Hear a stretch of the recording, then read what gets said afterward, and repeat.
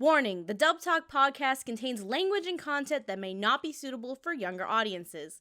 Listener discretion is advised. Also, this episode may contain spoilers for the anime Tada Never Falls in Love, so please use caution in case you have yet to finish the series. This is a full review episode.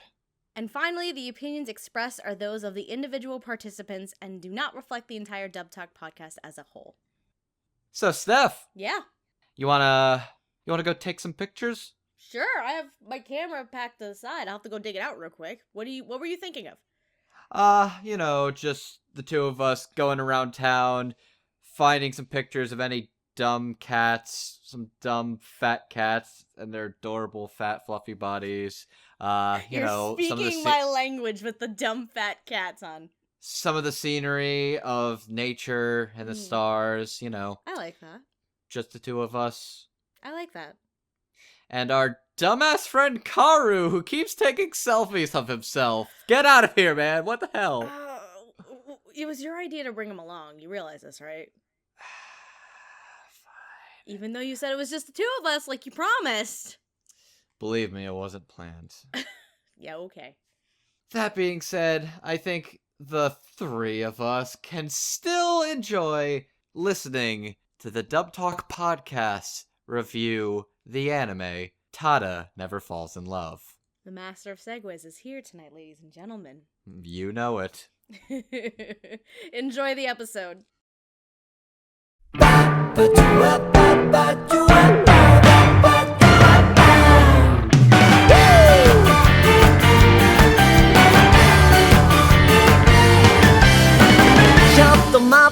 Hello, one and all, and welcome to Dub Talk, the podcast where a group of lovesick photographers talk about the latest and greatest in English dubs. My name is Stephanie, and tonight it is Ladies' Night here on Dub Talk. Yes! Ow! Merry Christmas! I'm gonna jingle some bells in someone's pants tonight!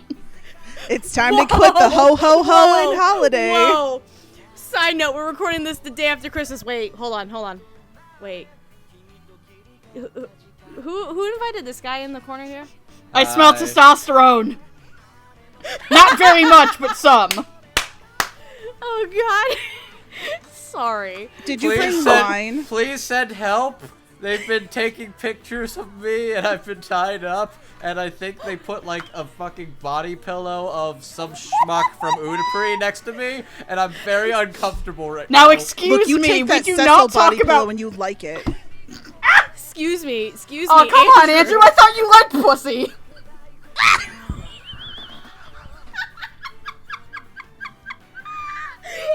No, wait. Hold on. Isn't Andrew one of the vanilla boys who got a toy in that fucking quiz? I don't know, but I've heard he's pretty good at eating at the Taco Bell, if you know what I'm saying. It's funny that you consider me the vanilla boy when you always dunk on me for being horny on man. We never said you were a vanilla boy. We said you liked vanilla boys. And Cecil. Yes. Oh, okay, that's what you're saying, yeah. I Okay. mean, you pretty much hit a home run in the vanilla scale, if you know what I'm saying, Andrew. Anyways, I'm here with these three ladies, and I'm fearful for my life. Here's the thing. You volunteered for this episode way before Gigi just jumped in because she wanted to do she loved the show. I did volunteer because You did volunteer, so it's your own damn fault. I was very curious about the show in question. What is the show in question, actually? God damn it, you and your fucking segues. Here we go again. Damn right. It's been a minute since I've done an episode with you, hasn't it? Mm-hmm. Now she's hosting Okay. for two. Steph's not pregnant, I'm just here to make her uncomfortable. I'm not pregnant. I am not pregnant. All right. Let's get that straight. All right, you know what? Let's just get this out of the way. Do we need to? Are we addressing the elephant in the room right now? Let's address the Dumbo? elephant in the room right now. Yes, Dumbo. Steph and I are currently an item and currently Yes. dating, which is actually kind of amusing considering the show in question for tonight. It's very. And amusing I because hooked we have- them up! No, you did not. I helped. She helped. You played wingman to both of us somehow. I From helped. what I'm hearing. Look, I just wanted to get that out of the way because Yes. it was going to come up because of these two over here. I said absolutely nothing. I am an angel. Oh, no, perfect, I was planning coming on down from the heaven from God. Okay, Yeah, look, okay. Gigi was an angel. Not my conversations with her. Shut up. Anyways. we should- Anyways. All right, so speaking of romance and love in the air and all this fun stuff, we're here to talk about a romantic comedy because it's been Is a it minute Bible since we talked about Black? a romantic comedy. No. Shut the fuck up. God. Damn it. So it's been a minute since we've talked about just an wanted to actual slide that romantic comedy that reference is in. not called Bible. I am going to murder you. All right, 8 minutes in, and she's already gonna murder someone. God. I mean, when you're locked alone with a Cecil body pillow for that long. Fuck. Alright, we're here to talk about a romantic comedy. It's been a hot second, so we're gonna be talking about one that I know I personally have been excited for since it came out in the spring of 2018. Mostly because it involved photography. I read something about photography in the summary, and then I was intrigued right away because I like doing photography, so that's probably why. But today, we're going to be talking about the English dub of Tada Never Falls in Love, the 2018 series from... Wow, my autocorrect corrected Doga Kubo to Dogs Kubo. What the fuck? Tada And Never Falls in Love from Dogs Kubo, who have known for Motley Goral's Nozaki Kin. What? I'm not even going to say anything. And They only currently made licensed in North one America. show this season. One show. Only one. And the show, let me finish my fucking sentence. The show is licensed in North America by Sentai Filmworks. Yeah, if you couldn't catch on by the hint, a lot of the production staff, this is actually, from my understanding, an original series, not based off of any manga or anything like that. And much of the production staff that was behind Monthly Girls Nozaki-kun came in to take part in this one. It's sharing a lot of staff from Yes. Monthly Girls Nozaki-kun and New Game. Basically a lot of Doga Kobo veterans, but it is very much more akin aesthetically and visually to something like Nozaki-kun than some of their other works. Yep. If this is a series you have yet to see, here's a little summary I whipped up for you guys because there is no actual reliable summary anywhere. High school student and inspiring photographer Masayoshi Tada has never fallen in love.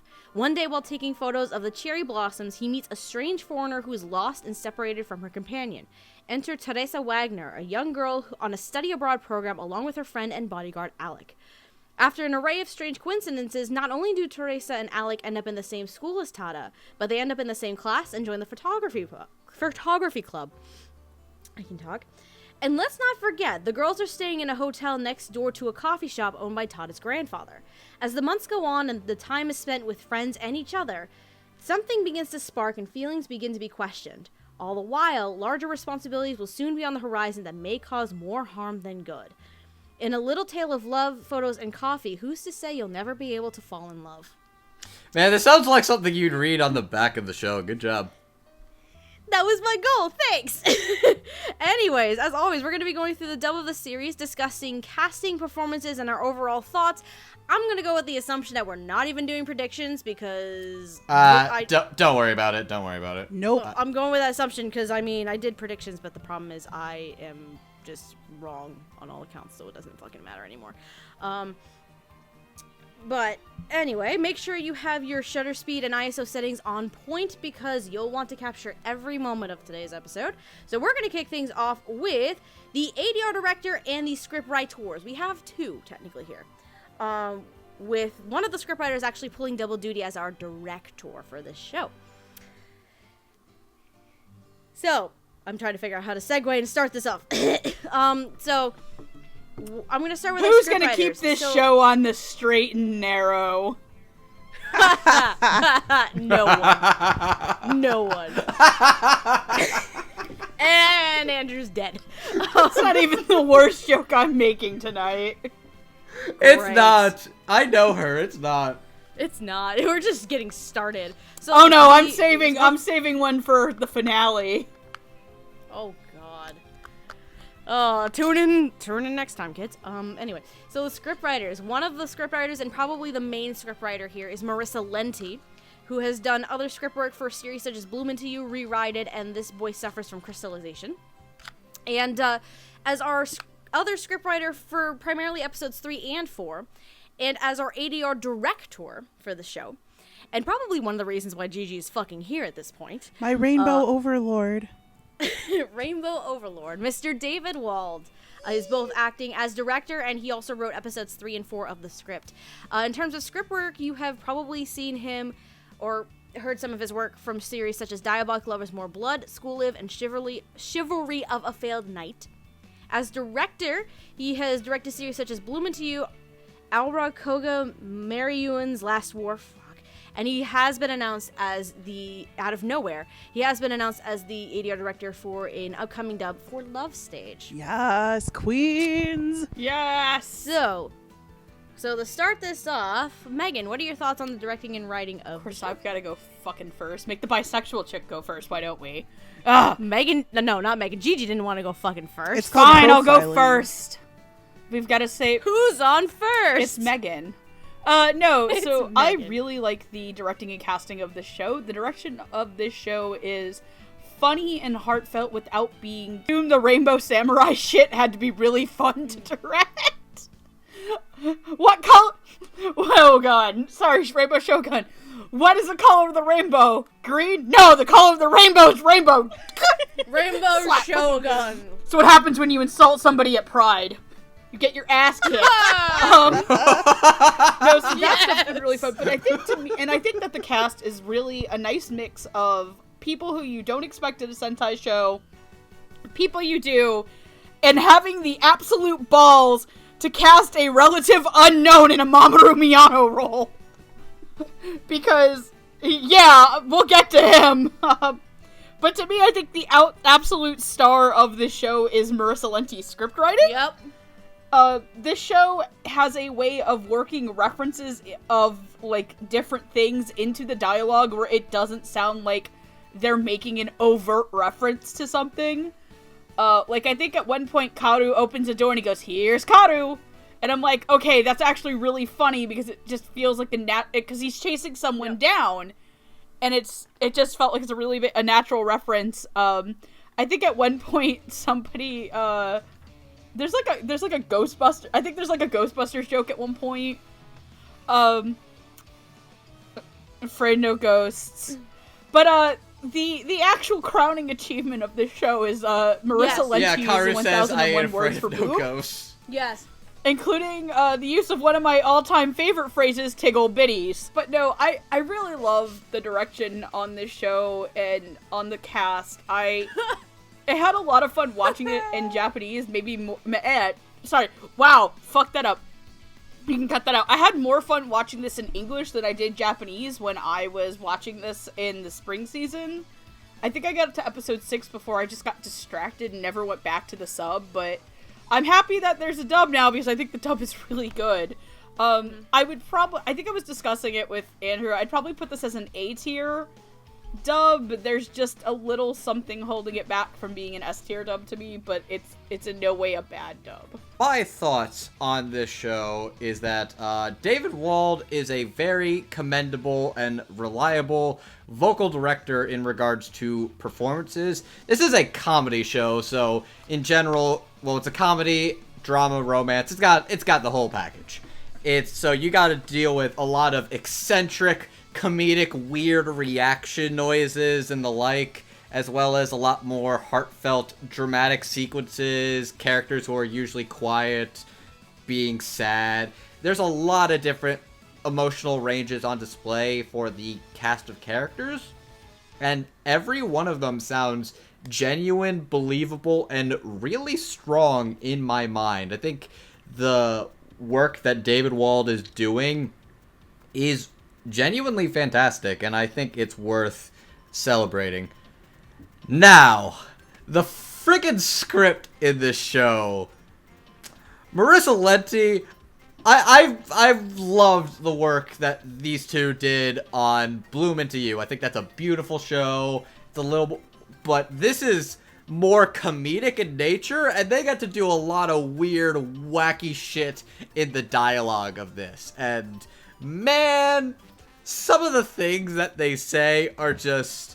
I'm debating whether or not I want to save the shit that Alpha says for this section or for Alpha or when we section. talk about him. Oh lord, that's up to you.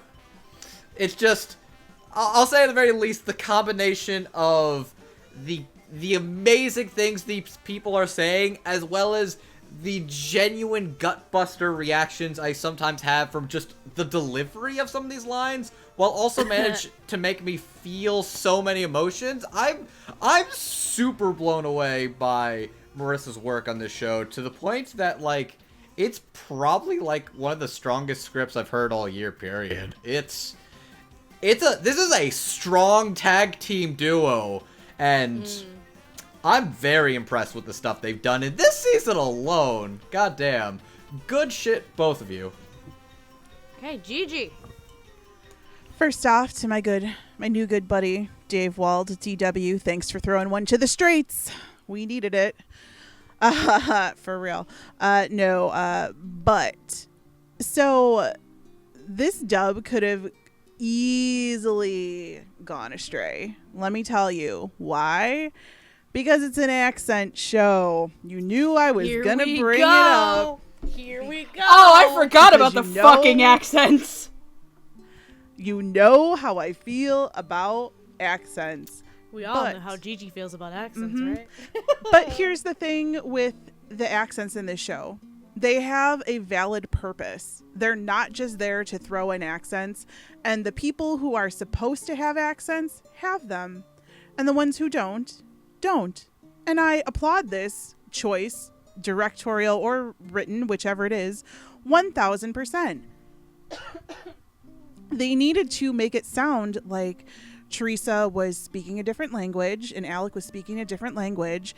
And so to do that, they threw an accent on them that was almost like indiscernible, like some European country, which is actually a real European country, which I forgot.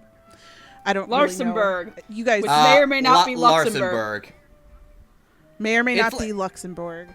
And then there are French accents, because a character has a French accent, which they need because they come from different countries. And, you know, the big meet cute is that, you know, it's a tourist in Japan trying to take a picture. And, you know, they may not speak the language or they have some kind of language barrier. But who cares, because the dude's going to fall in love with her anyway. So I thought that the accent work in here was done really well. The only, like, little thing that I have about it is that sometimes Alec was kind of hard to understand. But that's more, like, performance-wise. But I have a hard time understanding accents a lot of the time. But maybe it's because I speak fluent French that I could get these. So... I mean, everyone did a good job with their accents, and they were put in, and they had a purpose. So I really like that. The other thing I really liked about this show is the casting, because it really, like, put into it a bunch of really well-known actors, and then a bunch of new actors, or newer actors. So I thought that was really worth some applause.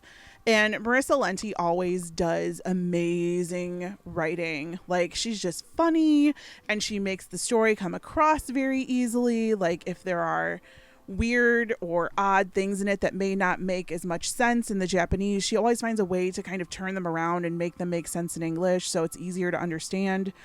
This Boy Suffers from Crystallization is a very good example of this, but we won't talk about that at the moment. But I really think that this team does phenomenal things. And I was very excited to watch a DW show. Made my day. And I love this show. It's super fucking cute and it makes me cry and I love it. Love it. This show is so fucking adorable. Oh God. Can we talk about, apparently, because here's the thing with me. So am I the only person who has seen this show entirely in Japanese? I think you are. Probably. I saw the first two or three episodes in Japanese. So yes, I am then entirely.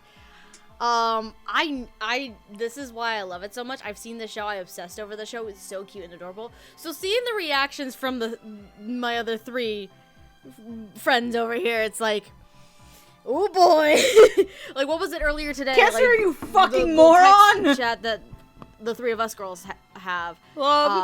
Looks like Cinderella. Kiss her, you fucking moron. Someone was crying in the club because Yep. Teresa looked like Cinderella. It was the greatest reaction. Me crying in my bed. Congratulations at 11 on making it o'clock to last first night. place, That was the Tada. other one, yes. That was the other one. 11 o'clock last night. Now, now I'm just imagining the fucking crab Sebastian or something being like, Don't be motherfucker, shy, just you're kiss her such a already. douchebag, just fucking kiss Sha la la la la la. Kiss the girl. I'd watch that live action remake. Oh my god. Question, which one of us gets to be the crab? Is it me? Do I have to wear a crab costume? Wait, Sebastian's not a crab! Sebastian He's is a lobster, crab, you you ignorant asshole. slut! Oh yeah. Is he a crab? Oh, well, I take back that ignorant slut comment. It looks like tonight I am the Finally, I ignorant will slut. pass my lobster hat to you. Why is the ignorant slut crown shaped? Now Megan just has, now Megan that's just why. has to wear. Now Megan has to wear like a lobster big that just says "ignorant slut" on it. Can you write on that hat that you bought? Maybe make it a little sash. I don't know where it was. Andrew wasn't there for that. I guess when we go up to Boston this year, we'll have to go to like a lobster eat out. We'll get a big Yes! ignorant Pass slut. it around. Yes, we're gonna have to do that. All right. Terrible idea. As you, like I keep saying a couple times, this is a show that I really, really loved watching when it came out last spring, and I was I think I even said this during the Devil's Line episode when we recorded it. I was sorely disappointed that this was not a dubcast for that season. But thankfully, we have one now. Ah, yes, because Doreku the animation was such a Look, I thrilling heard saga. some shit that goes down in that show. That sounds like a very thrilling saga that is not safe for work. It is okay. Okay.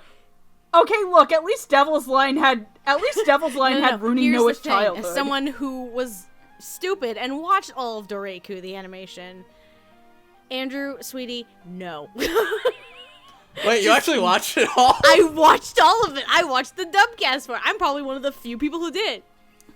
So Steph is an ignorant Anyway. slut.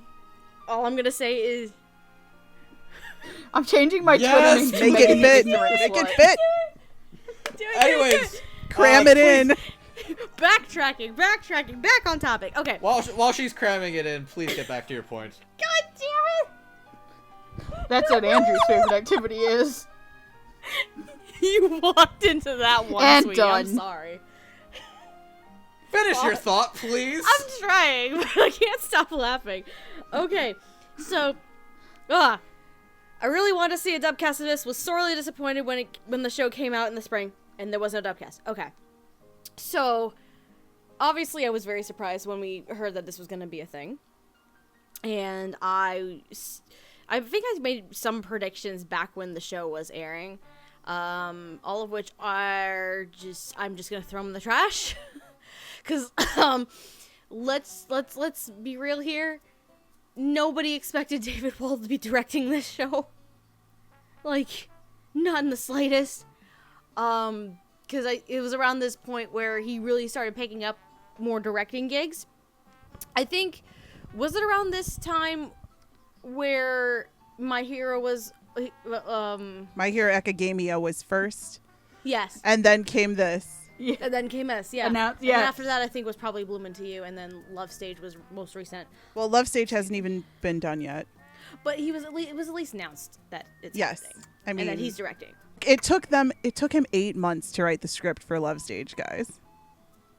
8 months. Anyway. It's going to be well crafted. It's gonna be Anyway. beautiful. My Wait. point being, for me, this is the first show I've ever seen David Wolde direct. Save for 2 episodes of My Hero Academia, which I need to try and finish before we record the dubbies. But oh my god, this is absolutely amazing. It's everything I wanted and more. Like, it has a great balance of talent, whether it's veteran voice actors as well as newer or brand new voice actors. And it also, what's the most interesting is it has an interesting mix of Houston regulars, but also some Dallas regulars, like, coming in here. You know what I mean? It's a very, very good blend of talent in the mix. And performance-wise, I mean, I'm actually floored by some of these performances. I mean, we got French Charles. Like Gigi was saying, the accent work on the show is amazing, honestly. I didn't have the issue of not being able to understand Alec like Gigi had at some points. I could understand her perfectly. And the writing on the show is also hilarious. In terms of directing and writing, this is a great team because both David and Marissa understood both the comedic aspects of this, because for the majority of the show, it is a romantic comedy. But as it slowly progresses and goes into this emotional, a bit more dramatic romance, especially towards the last third of the show, they really understood what needed to be done with the characters and the progression and their storylines. And the performances reflected that so well. I cried the first time I saw the show in Japanese. I cried again like a little bitch when I watched the show again. Because my heart... Kiss her, you fucking moron. Kiss her, you fucking moron. Tada went to first base. Yes. You'd be surprised how many shows don't even get to that. I know, right? And in the last second, too, it's like, yes! But, yeah, overall, the overall quality of this dub is probably for me anyway, one of the better dubs that I've seen Sentai do in a long-ass time. And it's definitely saying something, considering it's one of the first times we see David Wall as a director, as well as see Marissa take a more full script writing role on something. TLDR, you need to watch Bloom Into You. TLDR, maybe. We'll find out. No, TLDR, you need to watch Bloom Into You. No. But, yeah, anyway, like, overall, this is probably one of my favorite Sentai dubs ever now. And it's probably also one of my favorite dubs from the past year. I'm not gonna lie. Like, I hold it that high in regard. I think it's really well done. Are we ready to move on to our first set of characters? Yes, including one of the best. When there's trouble, you call DW. David Wolde. Let's get dangerous. What? Have you never seen Let's Darkwing Duck? Oh, it's been forever. Okay, hold on. I'm like, I was gonna trying say, to figure let's out. get I was like, dangerous. I was trying to figure out the song. I'm like, wait, the melody sounds familiar. What the fuck is that? Anyway. So, Also, before we move on, I have to say, I now really want David Walt to dress up as the Rainbow Shogun at a pride parade. oh my god. I love him. Oh, I want to meet this man in person. He seems absolutely amazing. David Wald, come to Anime Boston, please. Okay, thanks, bye. I'll buy you a beer. Done. All right. Anyway, first set of characters. We're going to be talking... While wearing my ignorant slut pib. I was drinking water, you ignorant slut. Anyway, our You first... almost made me spit. Tada doesn't ignorant slut. I never spit. What's our first set of characters, sweetie? Pussy! Oh, I'll tell you as soon as I can breathe again right now. Tada's crying, so I'm crying. Stop it. I'm not going to be able to make it if you make me laugh. While Steph is dying, I will introduce our next characters as I, Megan, have No, you have complete not, control you of the ignorant podcast. fuck. God damn it. Okay. Take a shot every time you hear the phrase ignorant slut or Take a ignorant fuck drink. tonight. Take a shot. Oh, God. All right. Dub Talk is not liable if you get It's liquor ladies' poisoning, you night. ignorant Get slut. your box wine out. Andrew, I can't breathe right now. Okay, excuse me for a second. Our next set of characters is Charles. Shut up and give her mouth So to you mouth. let him take control, but not me. I see how it is. I thought we were a hoes before bros kind of couple. See, I Come didn't on, Gigi, expect let's him go to be jump sluts in like somewhere that. else. Okay, All right. let's All right, just Gigi, take a let's go pause hoe it to up get somewhere some else. rest. Can I 'Cause- breathe? Are you Y'all are fucking assholes. okay? Legit. Tada Never Falls Okay. in Love, the outtakes. Okay, Steph. Steph's dying over there. Let's talk. So, do you think Charles's eclair is stuffed or chocolate covered? I'm not even gonna Stuffed. justify that with a response. Definitely. Fuck you, asshole. Ooh la la, French Fuck mama, you, asshole. 18 kids and no papa. He wasn't even French. He's Damn it, I Belgian. can hear you through my headphones. Is he? Is he really Belgian? No, he was Belgian. I heard them say he was Belgian. He has a Belgium French isn't France, accent, you you assholes. Well, okay. Do they look, speak I think French they in Belgium? Hold I on, think let they me speak Google it. French in Belgium. Siri. Yeah. No, they speak French, German, and Dutch. Okay, yeah, that makes sense. If I'm right, I get $5. You still wear the Siri, slut wig, just saying. do they speak French in Belgium? French, German, and Dutch are spoken in Belgium. Yo! Yo! We had that on recording. Megan knows her shit about Belgium. Okay, fine. Okay. What? Suck my dick. Suck my dick. Megan just won $5. Andrew owes me $5 and has to wear the I'm an ignorant slut. Whoa, Why am I What? the one that owes $5? What? Hold on. I missed something. Because you're the one who is doubting me the most. Gigi never doubts me. She knows that I am not a total I ignorant didn't even slut. doubt you. What the fuck? Where Why? did a bet come in all of a sudden? I know. Okay, look, I'm kind of ranting at the fact that Charles isn't even French. He's Belgian. They say he's Belgian in the show, but I'm like, oh wait, they speak French, Dutch, and German in Belgium. So I was just wondering why they went for a French accent, and I was like, oh, I guess it's because France is like right next door. I've also been to France Belgium is before, like for so- lovers. French is a very beautiful language. Voulez-vous coucher avec moi ce soir? Ooh la la. Omelette du fromage. That's all he knows. Ménage et toi. Oui, oui. Okay. C'est la vie. Okay. Steph, you good? Oh, Eiffel Tower, baguette. Eiffel Tower. Okay, we should probably start the next section now. Look on the bright side. We all know that Alex wanted to suck on Charles. I Whoa! Okay, Wow. Steph, please. Hi, Andrew. Welcome to Ladies' Night. Yes, Andrew. Sweetie, I'm sorry. Welcome to our ladies' Unedited. night. No, you're not. No, you're not. Listen, I had to hold it in during Bloom Into You. This is just my bet. It's like being locked in that chamber in Dragon Ball Z for a year. Eventually, something's gotta give. Jesus Christ. Oh, Andrew. And I'm gonna do Never it in my fucking life would I way. expect Megan to make a DVC reference on a fucking episode. Andrew, sweetie, honey, sweetie, you ain't seen nothing yet. Yeah, we haven't even talked about Ian Sinclair yet.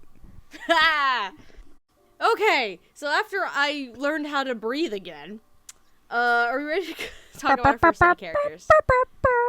Thank you. I'm ready. We'll have to use that. I'm ready to talk about our first set of characters, yes. Okay. Alright. So, our first set of characters. These are some of the more minor secondary characters in the show. So we have Charles... I don't even know how to pronounce his last name. Charles DeLore. Charles de Loire. Thank you. There it is. As Andrew posted. Oh no, I didn't want to snap. What the fuck am I doing with my life? Alright. So, Charles de Loire, who is a character who we see a couple times throughout the show, whom we assume is in this... We should probably In, introduce the group first before we go into what they do. Fine. Charles de Loire. We have Yui Tada, Mitsuyoshi Tada's little sister. And, cause why the fuck The not? best character in the show. Da-da-da-da-da. It's the motherfucking Notorious B.I.G. Notorious CAT, CAT. motherfucker. CAT, you got it right. Yaka Big. Nungo Big, the Tada family cat. Charles, just so we get this straight, because right off the bat we're going to be spoiling a lot of things. So, Teresa and Alec come from Larsenburg. Teresa is a princess in a royal family. She is actually betrothed to Charles. She is betrothed to Charles to marry him once she gets back from her study abroad trip in Japan. There we go. In any other show, this would be the part where I start chanting NTR, NTR, but I'm not gonna do that because Charles a classy motherfucker and a good dude, and I like him. He is a classy man. He's also not a member of the Lancer class. I had to think about that one. Okay. Babe, you did all the Fate episodes. Yes, I understand, Steph. With me! With her! Me! The girl who wants to put her mouth on every Lancer! Except for the one that Ray Chase played. Oh my god. Anyway. Expect. Or was that when Ben Diskins or Ray Chase? I get them confused. They shared a body at one point. Okay. Anyway, so the individuals voicing these characters, I'm going to start with Charles. The other reason why Gigi is here tonight, boys and girls. Everybody get your You're gonna make a poncho joke. No, I was gonna say get your water wingies. Get your floaties. Get your floaties, get your snorkels. Flippy floppies. I'm on a boat. Chasing Charles, motherfucker. All right. So voicing just ride him like a sea dude, Gigi. So voicing Charles is Ian Sinclair, who's been in series such as Black Butler, Code Realize, and Sir Vamp. Voicing Yui Tada, we have Savannah Menzel, who has been in series such as Real Girl, Review Starlight, and Girls Un Penzar. And Yonko Big is one of the more interesting ones. There actually are two voices. One when he's just meowing and being a normal cat, and in episode 3, he actually has an inner voice that ends up being like this exposition narrator kind of thing for the episode. It's very amusing. So we're going to talk about both voices. So, as the overall Nyonko Big, with all the meows and the roars and all this stuff, is actually Kyle Kobe Jones, who's been in series such as Flying Witch, Made in Abyss, and La Story della Arcana of Famagiria. As for It's based on an Otome game. Yes, Gigi knows exactly what I'm talking about. Yep, I own it. As the sounds like a disease you catch. It's about like the mafia. Yes. Oh my. Like I have big it. guns. I still need to watch it. Same. I've only watched a couple episodes of it. As for the inner voice of Yonko Big for episode 3, we have Joven Jackson, who has been in series such as Haven't You Heard I'm Sakamoto, Log Horizon, and one of the only other major roles that I've seen that I could find, Blade Runner Blackout 2022. I'm so glad you brought up the Log Horizon one, because it's... Do you want to go first in that case since you're talking right no, now? No, I don't want to... I'll wait my turn. It's just... Okay. No, you're going first. I've decided, babe. You're going first. Are we? Is this how it's gonna work? Okay. This is how it's gonna work. I told you. I told you. I'm just gonna go for it. Okay. All right. Let's start the other way around. Let's start with Yui Tada. Savannah does a pretty alright job playing the part of the little sister character who helps at the inn, and she's a big fan of mystery romance novels. I actually really like the episode where she gets to basically pretend to be a detective for a bit and get to do all those little detective things like one truth prevails.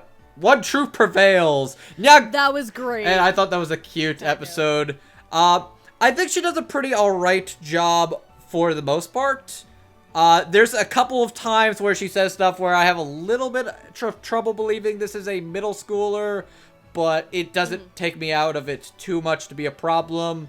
Ian Sinclair is French and delightful and a ton of fun, and Charles could have been so much worse in any other show. He could have just been like the obvious NTR, hey yo, I'm stealing your girl, and could have been like a really terrible like French stereotype of like, ho ho ho, I'm stealing your girl, qu'est-ce que c'est? It's like, no, he's just, qu'est-ce que c'est? He's just, oh my God. He's just a really good dude who just actually really wants the best for her, and I actually really like the scenes where he's putting his heart out, and it's like, hey, if you hurt her, I will never forgive you. It's like, I like you. I will end your bitch I like you. I will end you. Charles impressed. I will turn your dick into a baguette. It could have been so much. This character could have been so much like worse in the grand scheme of things, but he's just kind of a bro who's also, like, eloped to her, but does have feelings for her, and he's just a chill dude, and I like him, and Ian Sinclair does a marvelous job making this dude sound fun, sophisticated, and sexy. Nyanko Big. Jovan Jackson as Notorious CAT is so fucking funny and is one of the most, like, strange, I cannot believe this is actually happening moments where it's just like, oh boy, just, I love the I think my favorite one I had to write down is "Time flies when you got 9 lives, baby," and it's just, Yes. it's just, I love that.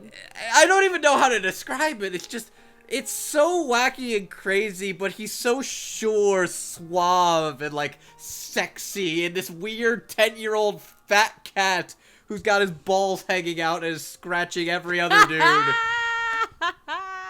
And he's just trying to get... You're about to make the poor joke, aren't you? I know where this was going. Tapioca. Make the fucking joke. Tapioca. Nyanko Big wants a Do it, pussy bitch. and it tastes like cherry pie. Tapioca. Steph, why do I have a safe word with your boyfriend and you don't? I don't know. This was apparently established way before we started dating. So. Oh, come the fuck on! You two basically spent it anime fest conjoined like two magnets. You shut your mouth. Okay. But no, but yes, Kyle Colby also does a very good job sounding adorable and mewling, but Jovan Jackson in his single episode appearance steals the fucking show and is such a delight. And I love the fact that he's voiced by Nyanta from fucking Log Horizon, because it now makes me think that this is like Nyanta but real life, because basically for those who haven't seen Log Horizon, Jovan plays Nyanta, who is basically a suave, civilized swashbuckler MMO furry man, and he sounds like Nyanko Big does. So Is he the fucking cat? yes, he's called Nyanta. I haven't even seen. He's called- I haven't seen Log Horizon, and I even know what you're His talking name about. is Nyanta. Nyanta. So he's a cat, yes. And he's also a classy swashbuckler badass, and he's awesome. God damn it. Point is, Nyanko Big was a character where I'm like, that is just, when I first saw the show, I'm like, that is a stupid fucking cat design. And by the end, I'm like, Nyanko Big, I love you, and I would protect you with my life. Ah. I've known Nyanko Big for 3 hours, but if anything I would were to kill happen to him, everybody I'd in this kill room and then everybody in myself. this room Must and then protect. myself. I shall protect. Are you good? I'm good, yes. I may as well go next. So, I'm gonna start with Savannah as well as Yui. I actually like her. Here's the thing with Savannah. She doesn't have actually a ton of credits under her belt right now. So she's relatively new. Granted, Girls in Panzer was a little while ago, so she's more of an underutilized actress in the Houston pool. But I do like the pep and the youthful energy that she has for Yui, as well as this really, really I want to say it's almost childlike, her idea of love, because she does love Kentaro, one of the next characters we're going to talk about. She has a little crush on him, and it's kind of adorable to me. There's a lot of love romances going on here. The only one I think that isn't like infatuated, that it doesn't end up having like mutual feelings towards someone or them back, is Kaoru. I think he's the only one. No, Kaoru's too busy being in love with himself, and he probably has the best self-sex. You right? That's the sad part. But anyway, yeah, I think Yui and Savannah has a lot of fun little energy to her, and similar like what you said, Andrew. I did enjoy the episode where Nyanko Big went missing, and Yui takes on the persona of this manga character that she loves so much, and it's a lot of fun. That's a fucking light novel. Get it right. You right, my bad. Anyway, as for Ian Sinclair's Charles, He is, oh dear sweet baby Jesus. He has he has a lot of charm, a lot of charisma. He's very suave. A very gentlemanly persona. And it's he carries the princely act very well. Because that's the kind of person that Charles is. He's not an actual prince by title, from my understanding, and it's never explicitly said in the show. But that's the kind of air and presence that Charles has to him. And I really love how Ian portrayed that. It was very, very, very suave, and I will say also rather sexy at times. I'm allowed to say it, you shut up. But similar to what Andrew was saying too, if put in the wrong show, this is a kind of character that could be done horribly wrong. To the point where it's like stereotypical villain, like, aha, I steal everything. This is, your life is now ruined. No, but I'm really glad. I'm now just imagining him with a fucking handlebar mustache, just being like, oh my god, just twirl the mustache. Oh my god, I just thought of Luke at me. Ace Attorney, if anyone's seen the second season. oh, okay. Luke at me comes very close to that kind of thing. That kind of worst case scenario I'm thinking of. Right Is that now. the dude Rico plays? No, Ian plays Luke at me. Oh, okay. That's the funniest part of it. But yeah, Ian does. I really enjoyed Ian's charisma and charm as Charles. Charles is actually a really good character, and I enjoyed the character a lot. Nyanko Big, I want to protect this cat. Nyanko Big, I love Nyanko Big a lot. The one thing about the show I'm so sad about, there's only one episode of Inner Nyanko Big. That's the one thing I'm disappointed about. Because, oh my god, Jovan Jackson is just fantastic as the Inner Nyanko Big. Like, he's this... I thought it sounded like... It's weird. I stereotyped it as gangster at first, but then the more I listened to it during the episode, it was more of like a soulful kind of voice to him. He's Barry With a White, slower- yo. It sounded so soulful to me. I'm like, damn, all right. I My see. darling, I see get what enough. you're putting down there. I see what Your you're putting down love, there, babe. Nyanko Beg. And it was very enjoyable. I'm very sad we didn't get to hear more of Jovan. Jovan actually is also not that much of a utilized actor as well in the Houston pool, so I'm kind of sad about that. And Kyle Kobe Jones. Kyle Kobe Jones is a cat. He's the notorious CAT, basically, for the majority of the show. All the meows are cute. All the like wanting to kill Kentaro and Kaoru is the greatest thing in the world. But yeah, overall, I do enjoy these three characters. Granted, I didn't say this before. Granted, Savannah did get a little bit rough at times, but I feel like I enjoyed her as Yui a lot. Megan, what are your thoughts? So I'd first like to start out with Nyanko Big. I think I want to get him out of the way first. Is that I feel like a horrible person because I thought he was the guy who did the voice of the rabbit in that one episode of Ghost Stories. Oh my god! Fuck! Touch me harder. I don't want to Thank know. You need to know. It's fucking hysterical. But no, Kyle Kobe Jones did a good job with all the kitty noises. He made Nyanko Big sound big and cute, and man, they should really get him fixed. His balls are just out there. True facts. Snip. Look, if he baby. wasn't such a gentleman waiting for Cherry, he'd probably have like 12 other litters. He probably would have. Let's be Honestly, yeah, that's like the most unrealistic unsnipped cat in anime. That thing should be rolling in the pussy, if you know what I'm saying. Hey-oh! Tapioca. Of course, he'd be okay with that. But no, Jovan is so smooth as Nyanko Big's inner voice. Like, that man could read the phone book and it'd be amusing. I think that he got a lot of the... He is kind of a one-episode wonder. It is... Like, because he never comes back, and that's a shame. But I think he did a good job for what he needed. I think that Shanae... I've butchered your name on, like, the past two episodes, honey. It's also the wrong character. Savannah's who you're thinking I'm moving on to Yui. Savannah. Wow. Whoopsie. Yeah, that's why he was saying you're wrong. Thank you. Savannah. I don't know how to feel because Savannah was in Review Starlight. I believe she was the little pink. Was she the pink lesbian? I think she was the blue lesbian. Okay, cool.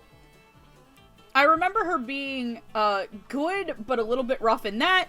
I think she's good, but once again, a little bit rough in this.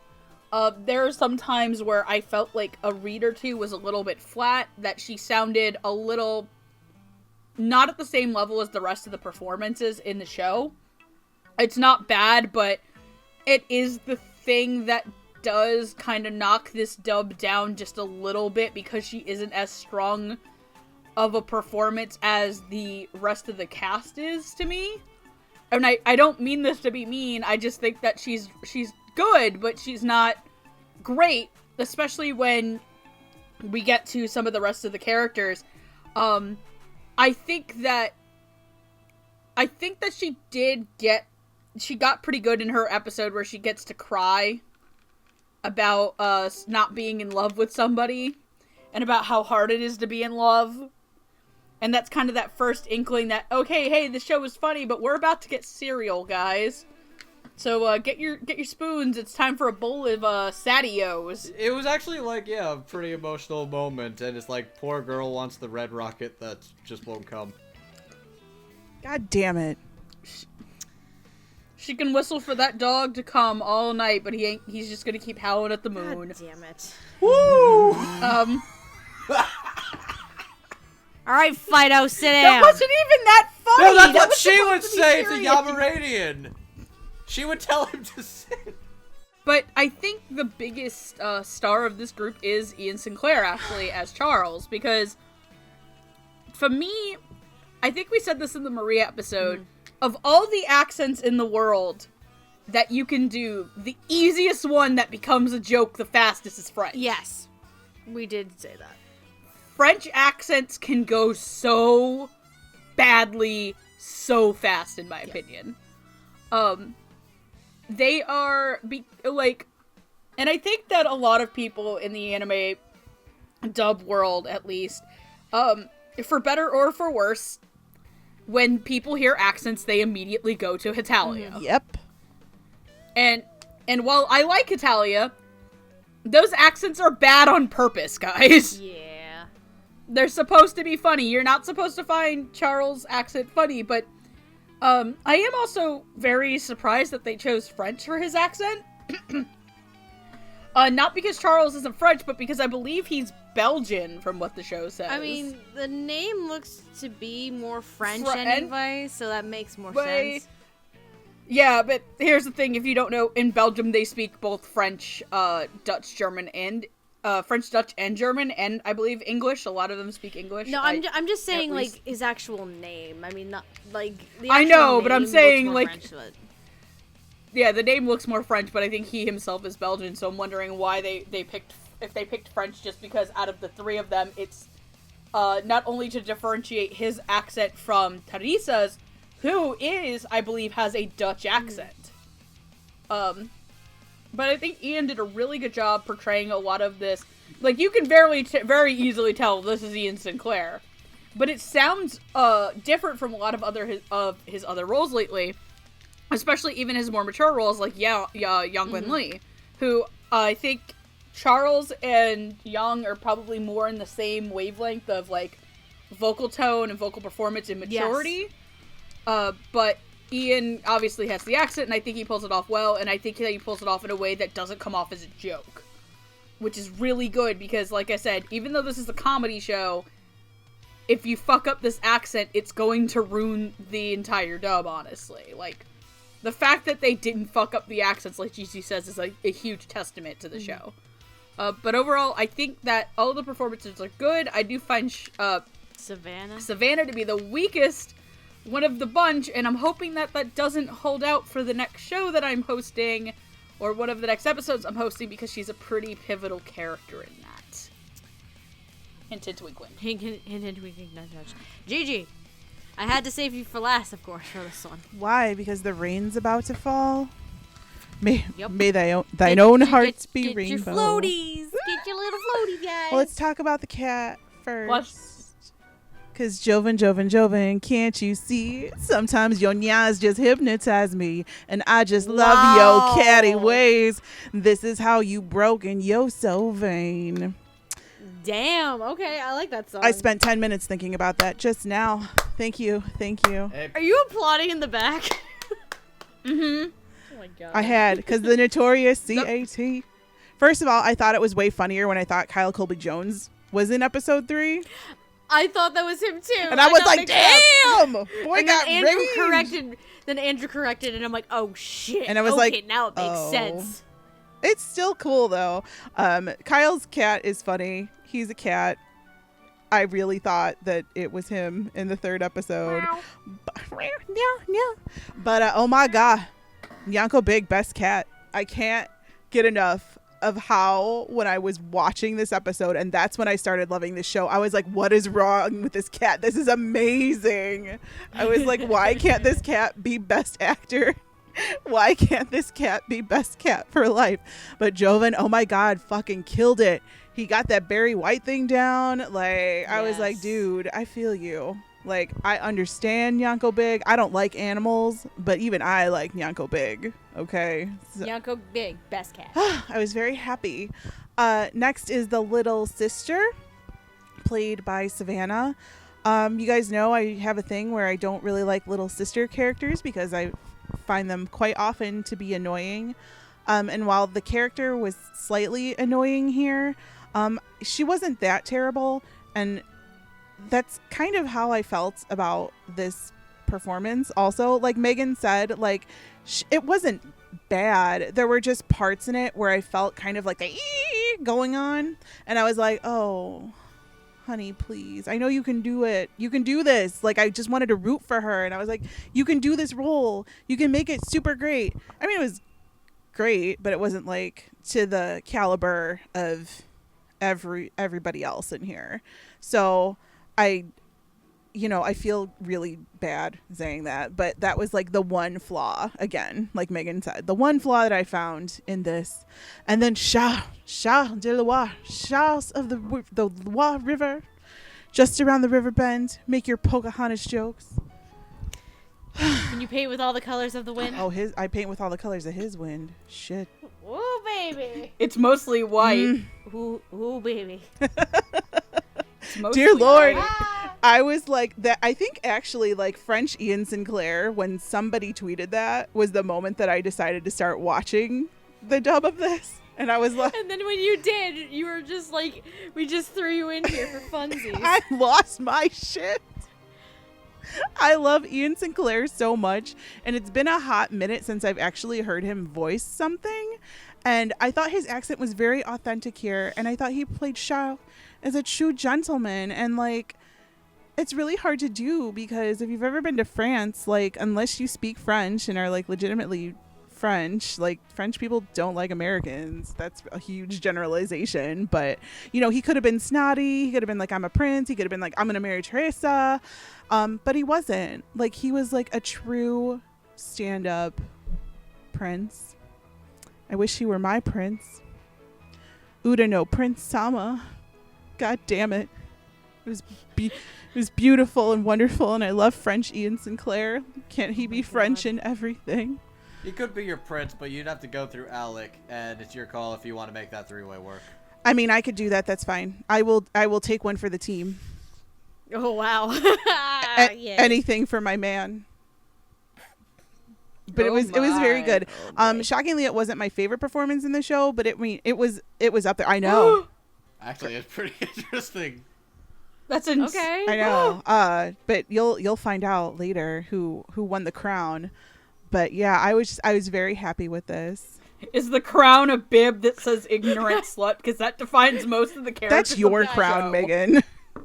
Your crown of thorns, the lobster bib. I better get. Know what we need to do? Whoa. We need to have Hardy make me a shirt that says He ignorant won't. slut. In the shape of a lobster bib. Like a lobster bib printed on the shirt. This is to be discussed later for sure. Andrew, welcome to Ladies' Night. But I'm done. Everyone can put your umbrellas away now. See, I kept the theater relatively dry. See, okay, now that that's away, I've got the funnel. So let's do a wine. Also, I'll say a quick thing just because I forgot to bring it up. I actually will give Savannah this. I actually thought the scene in episode 7 where she's getting very emotional and crying in Teresa's arms, I actually thought she did a really pretty good job with that. Yeah, no, I love that part. Like I felt so bad. I'm like, why is every girl in this show attracted to somebody who's dumb but Alex? Oh my god. I will say this though, that I'm interested to hear her voice somebody who's not supposed to be like a kid. Because I think that she might do better off there. Because I think that some of like the higher parts were just like so put upon. Because she's supposed to be younger. Moving on, we're going to talk about our next 3 characters. We're actually going to get into our more integral characters of the show. Our major characters. We're going to start with 3 members of the photography club. That is at Tada School. So we have Hajime Sugimoto, we have Hinako Hasegawa, and we have Kentaro Yamashita. Or the Yamaradian. Actually, all 3 of them have nicknames, if we're being technical. Technical, yes. Alpha, Hina. There's Alpha and the Yamaranian. The Yamaranian, and Hina, actually. So, Hajime, or Alpha, he's the president of the photography club. And he's very obsessed with this idol named Hina. And he's really he's also cursed with a very, very deadly disease called Lois Lane syndrome. Because he's fucking stupid and cannot tell the difference between a little bit of hair and some glasses. Side note, so Hinako Hasegawa is the idol Hina. Side note. What? Wow! I couldn't see that coming at all. Jesus Christ. Neither could Alpha, the disaster straight. He is the most disastrous straight in this entire fucking show. He is the dumbest, horniest character. I love him. Because Hajime is just like, nude pics. He's also the one who gets to do the nice big speech about titties. I will get to that.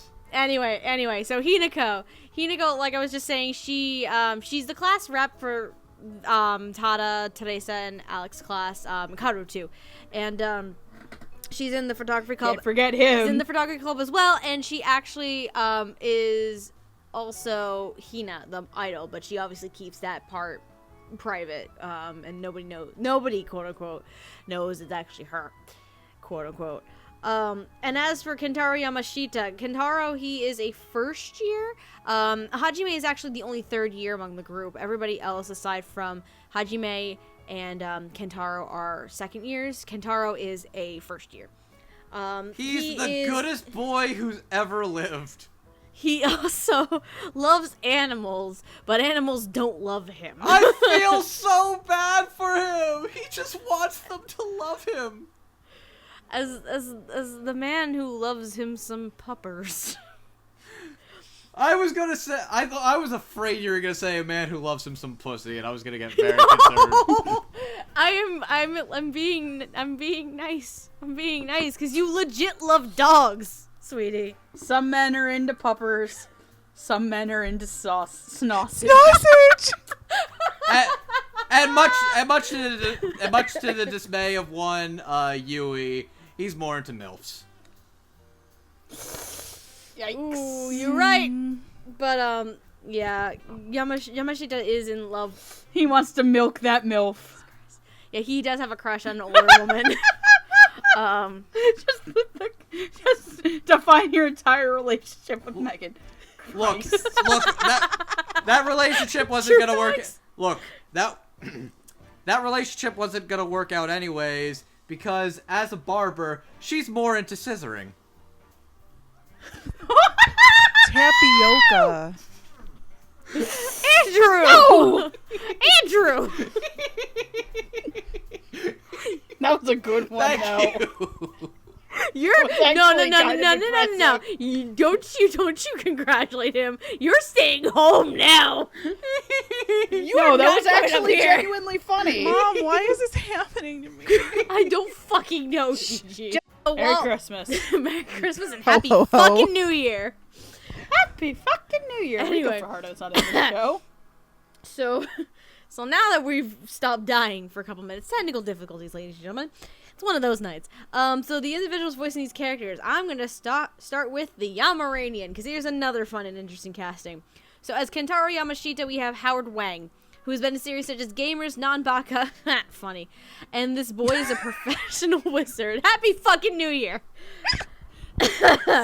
Not even the right I'm character. sorry, I've never gotten that giggle out before, and I couldn't help. It's fine. God. No, it's not. Going to hell. As Hinako Hasegawa, it's Shanae Moore, who has been in series such as Gate, School, Live, and Bloom Into You. And as Hajime Sugimoto, oh my god. This nerdy motherfucker. And me. It's Scott Gibbs. He's so hot, though. Who has been in Man, the Devil's Line prequel got really weird. Scott Gibbs, if you haven't heard him before, he's been in series such as Haikyuu, Devil's Line, and actually, oddly enough, since this is pretty much the same production team, he's also been in Monthly Girls Nozaki-kun. So He was the dumb Mikashiba. Mikashiba. Oh! The best girl. Yeah. The best girl in Nozaki-kun. Best girl. Yes. I Best girl. just got that. Okay. All right, Gigi, do you think you're alive to talk about these characters first? I love Scott Gibbs. Hi, Scott Gibbs. You're super hot. Just saying. The actor or the character? Well, both actually, but the Both, actor but- in what I'm talking about in this case. Can I tell you guys how much I fucking loved Alpha? Oh my god. I thought Is he Alpha was- your favorite character? No, but he was so funny. Like I couldn't, like, everything out of his mouth. And like Scott Gibbs, to me, like, I know he's kind of been in a lot of like comedy anime, but I never really see him as that funny, and here I got it. So I was just super happy, and I was like, oh my god, finally he can like fucking weeb out, like, and it's because I know what he looks like, and I'm just kind of like, I wonder like if he was kind of like actually like having a great time, or if he was just kind of like, oh my god, what is happening to my life right now, because like, oh, it was so fucking great. Like, this feels like the kind of loved session it. that would be just a ton of fucking fun. I know, like, I just Yes. wanted him to keep talking forever, and luckily he talks a lot. So I was super happy to hear like the more comedic, like the legitimate comedy side of him, and I love this character. I thought he was so friggin' stupid, because I know so many people just like him, and I was like, why are you in my house right now? Like, this is just really strange. It's like, how did you get in my bedroom right now? Like, Well, I How'd mean, you there get was in a my bed. I'm not even gonna. no. You're Yuri Lowenthal, and I'm Crispin Freeman, and apparently I'm in your house again. In your house again. What? It's a Durara Ah, Rabu. that's what it was. Okay. Sorry, All but started with Noeen and went from there. I loved Scott Gibbs in this. I love everything Howard Wang does. Howard Wang can do no wrong. I just like saying Howard Wang. But I was super happy here, because a lot of the times, like, I mean, you don't get to hear a whole lot of him, and here I feel like he like legitimately had a nice role in an anime that I would watch, because I know he was like the lead in that one with the goddesses that I watched one episode of, and I fell in love with Howard Wang, but I hated that show, so I didn't want to watch any more of it. The goddesses? The one Jamal made me watch, like, I don't even remember. It's on Funimation. Somebody has blue hair. I don't fucking know. Is it? Oh, not Sugimomo? No. Yes. Oh, it Yes. is Howard, Sugimomo. I thought Aaron Dismuke was. Oh wait, no, yeah, it is Howard. No, Wang it's as the Howard lead in Wang. Sugimomo. So I was super happy with that, and he was so cute in this, and he was so dumb, like a little dog. I think that's the point, really. I know, I loved it so much. Howard Wang channeling his inner Pomeranian. It was great. And then we're talking about Hina, Yes. right? Yes. Shanae. Perfect. 1000% perfect. I love this so much. I said I liked her the last time I heard her, and I was like, this is great, because this poor girl has to like have her split personality going on. Like, she's the idol in one scenario, and then in the other she's just like, why is Alpha being a complete ridiculous boy? Can he not see that I like him and that I'm the same? Oh my, I understand her completely. And she played like that deadpan, but like that like part so well. I can't even think of words that describe it, but it was just really good, and I was so happy. Like, this ensemble cast is one of like my favorites I've ever heard. Like, everyone is just so like full on, like balls out committed to everything, and it just made me super happy. And all these Balls characters, out like Nyanko Big, guys. Yes. the notorious MEG. And So yeah, I loved all three of these characters, but still, my favorite is not in there. the mystery deepens. The mystery continues. I'm Megan twirling A. my mustache. You're twirling your mustache. Megan, how do you feel about these performances? So let's start with the Yamaranian, Howard Wang. One of the things I actually was surprised is that they changed what they call him from the Japanese, because they just call him the Yamashita dog Yes. in the Japanese, but I feel like Yamaranian is funnier. Yamaranian works very well. And I feel like it's easier to say. It rolls off the tongue a lot faster, so, like, I know a lot of people are like, how dare you adapt this from the Japanese, which was perfect in every way, and I'm like, no, it actually is, it's funnier, and it works better for when everyone's making fun of this good but very dumb boy. Yes. Howard Wang gets to play a very sweet guy, and he plays him with such a sweet voice. It reminds me a little bit of his character in Gamers that never got to do jack shit. Oh, yeah. Who just shows up as, like, one of the best lines in the show of... And then just leaves. I think it's like, I have a mysterious backstory, I don't know, but all I can do is play puzzle games. Yep. And then they never go back to it, and it just reminds me a lot of what I liked from that, but, like, kind of up to 11. Mm-hmm.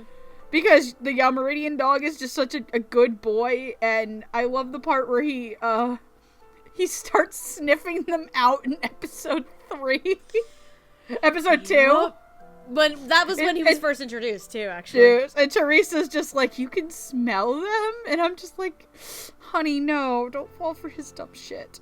And I like how he's like one of the second people to really jump into the Rainbow Shogun bullshit with Teresa, and Kaoru. And I think that just Howard really nails what it is to be a dog in a human suit. He's like the reverse of a furry. God damn it. Basically, he is what a human would be like if he was actually 3 pugs in a trench coat. 3 Pomeranian. He's actually, excuse you, he's 3 Pomeranians. Okay, fair enough. Yes, that is correct. And I do like that one of the things that Howard Wang brings to the performance is a genuine sincerity and, like, niceness to his character. Like, there's a difference between how Kaoru acts and how the Yamaranian acts, where when Kaoru does something, he's like, yeah, I know, I'm cool. And, like, there's this part of you that looks at him, it's like, Kaoru, I'd ask you to dislodge your head from your own ass, but I'm pretty sure your brain is fermenting like a fine-aged cheese at this point. Kaoru does something nice, and he's basically jacking off his own ego. Yamaranian does something nice, and he's just like, aw, thanks, that's great. I'm glad you're happy. Shanae as Hina, I agree with Gigi 100%. That she gets the Hina side and the Hasegawa side. And I think one of my favorite lines in the show that she has is actually she tells Alpha to dislodge his head from his own ass in the background of one of the episodes. Yes. Don't think I didn't catch that, guys. One of the other ones I really like is when Alpha's kind of going after titties, and he's like, "You are such a dog." Oh yeah, that Dog. actually was great because it was just like Yamaranian was chasing after meat is like, you absolute dog, and then all of a sudden Alpha's chasing after quote unquote meat, and Hina's just like, you absolute. All right, I don't think so, you absolute dog. Her delivery of "you absolute dog" It was great. It's just like, I love the fact that Shanae brings, like, without sounding like it, she sounds like a 30-year-old woman trapped in a 15-year-old's body. That actually is great. In terms of personality, but not tone of voice. And then, good God almighty, Scott Gibbs. I'm actually used to Scott Gibbs being in dramas this year. Oh, that's right, Scott was in Devils on this year's actual Best Boy. Yes. So yeah, I am used to hearing Scott do comedy stuff. Though granted, like, the biggest kind of, like, funnier role that I hear him do usually is actually just Kageyama, who is more dramatic than he is comedic, unless he's being dumb as fuck. Kageyama is so I agree with Gigi that, oh my god, I think he's actually funnier in this than he was as Mikashiba. Yeah, I agree with this. In Nozaki-kun. I think Alpha is funnier than Mikashiba, which is weird because Mikashiba is a character I very much enjoy from Nozaki. And I like that he is the first person so far to be the only holdover from that cast. Yeah, it's true. Because one of my biggest fears actually going into this dub was that they would just bring, like, the entire cast of Nozaki back as people in the show in almost similar spots, but they didn't. But I agree 100%. Alpha never is not chill. Alpha never has, like, a moment where he isn't shoving his own foot in his mouth. Because of boobs. And I think it's fantastic and hysterical, and just the fucking titty speech in episode 5. Just going on a rant, it's great. Where he's just like, big old, well, it's like, just tig old biddies, the slope of her fun bags. We were born and pressed to our mother's bosoms when we were born. It's only natural we give back to those life gifts. And he's just, like, so into it, and it's great. So I genuinely like all three members of this part of the cast. So I'm gonna pass it off to probably Andrew. No, to me. I never went. No, he's going last. Wait, why? He's going last. Okay. Oh, never. Because I say so. This is my house, my rules. Again, I just go with whatever order suits my fancy. So I'm gonna go next. I am going to start with Howard Wang, because Kentaro Yamashita is just fun and has such a hyper energy to him. Because, let's face it, Yamaranian here has a lot, comedically, has a lot of dog-like qualities to him. And the hyper and fun energy that a dog would typically have, that's what Yamashita has here.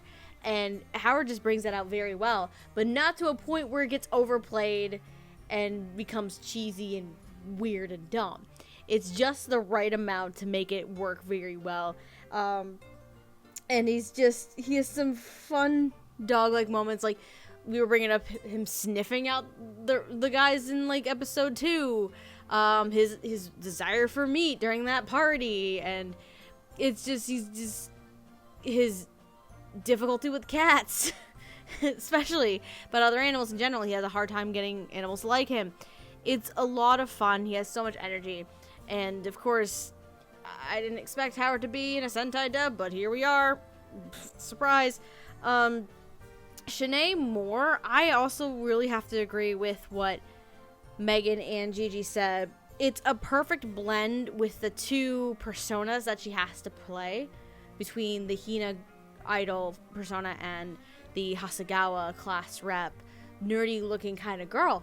And between the two, I actually like the Hasegawa personality a lot more than the Hina personality, but we really only see the Hina personality for a little bit in one episode, where Alpha is going to this meet and greet, and They're Thank you for doing being basically born! like a handshake event, which is a thing idols in Japan do for reasons. So cute. it was adorable. And then the guys probably go home and do naughty things to their... I mean, they just shook her hand. I mean, what else are they going to do with their own hand? Oh, Lord. Anyway. Stick them up their butt. This is how boys think.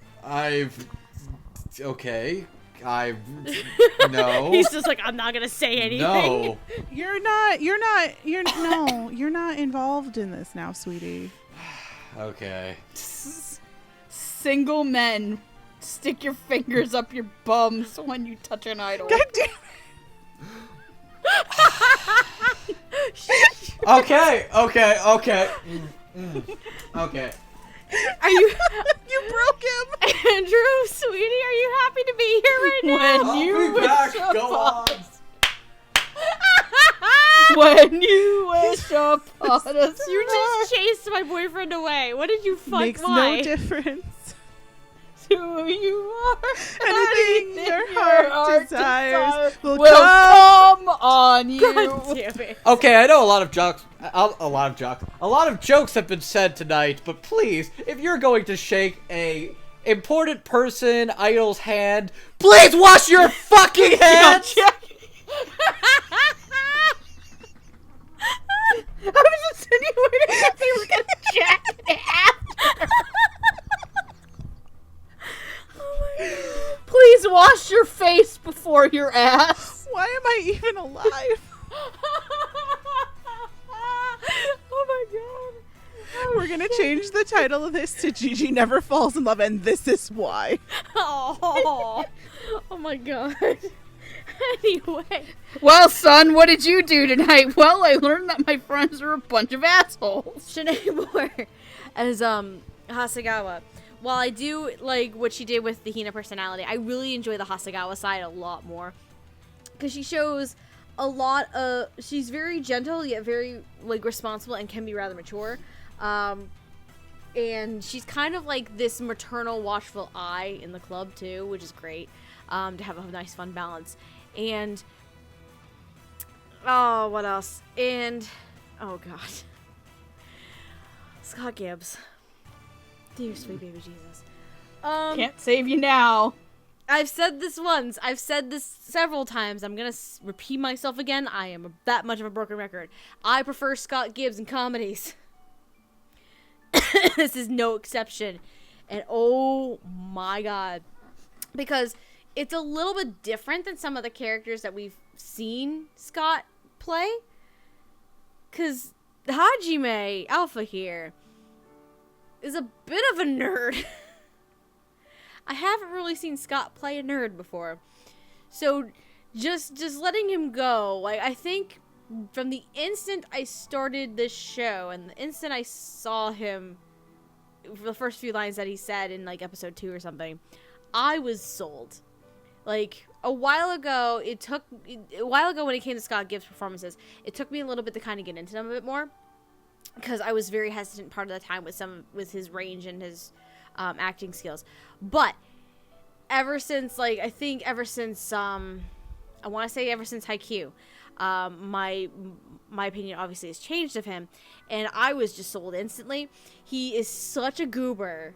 I love every second of it, and similar to what the other girls are saying, dear God, that speech he had. That rant about boobs. Just like let him go for 5 minutes and it's just the greatest rant in the entire known universe, and I loved every second of it. But I also did love the moments where Hajime did have to have this bit of a vulnerable side to him, basically in the same episode as Hinako, because the two of them, they actually have like an episode basically where it's more focused with the two of them. And I think it's very adorable. It does show that Alpha is more than just the boob and nude pics guy. It's like he has this softer, like vulnerable side to him, and I do appreciate that side as well. All right, Andrew, are you alive? I don't know. I don't. Are you? Let me rephrase the question. Are you alive enough to talk about? I am characters? alive enough to talk about these characters. Indeed, I am. Go ahead. I can ruin that. Okay. No. Let's Please start don't. off with the best boy who ever is or was, good old Yamaranian. I've heard Howard Wang in a couple of things now, but this is probably like the softest and sweetest character I think I've ever actually heard him play.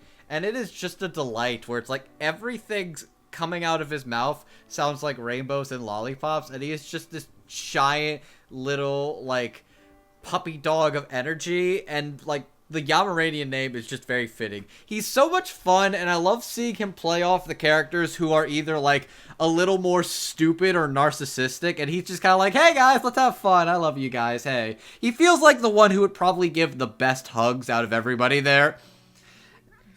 He probably would, actually. That means he's probably a freaking Oh, he's bad. probably a freaking bed. Anyways. Oh my god. Don't ruin the good Yamaranian. He's a good vanilla boy. Look, I Leave him already said alone. he's got a red rocket and he's into MILF, so he's got some shit going on. Anyways, Howard Wang.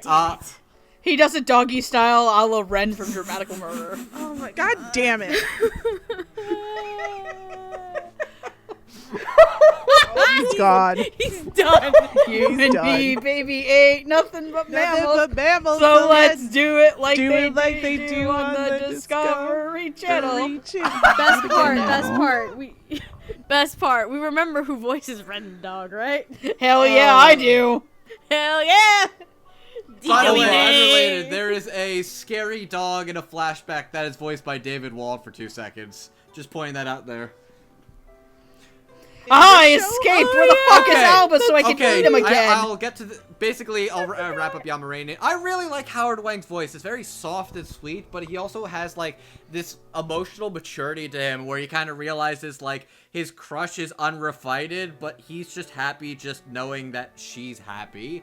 And that's, like, heartbreaking, but you can understand his perspective of the matter. And he's a very good boy, and I wish him the best. And, yeah. I really like Howard Wang's performance.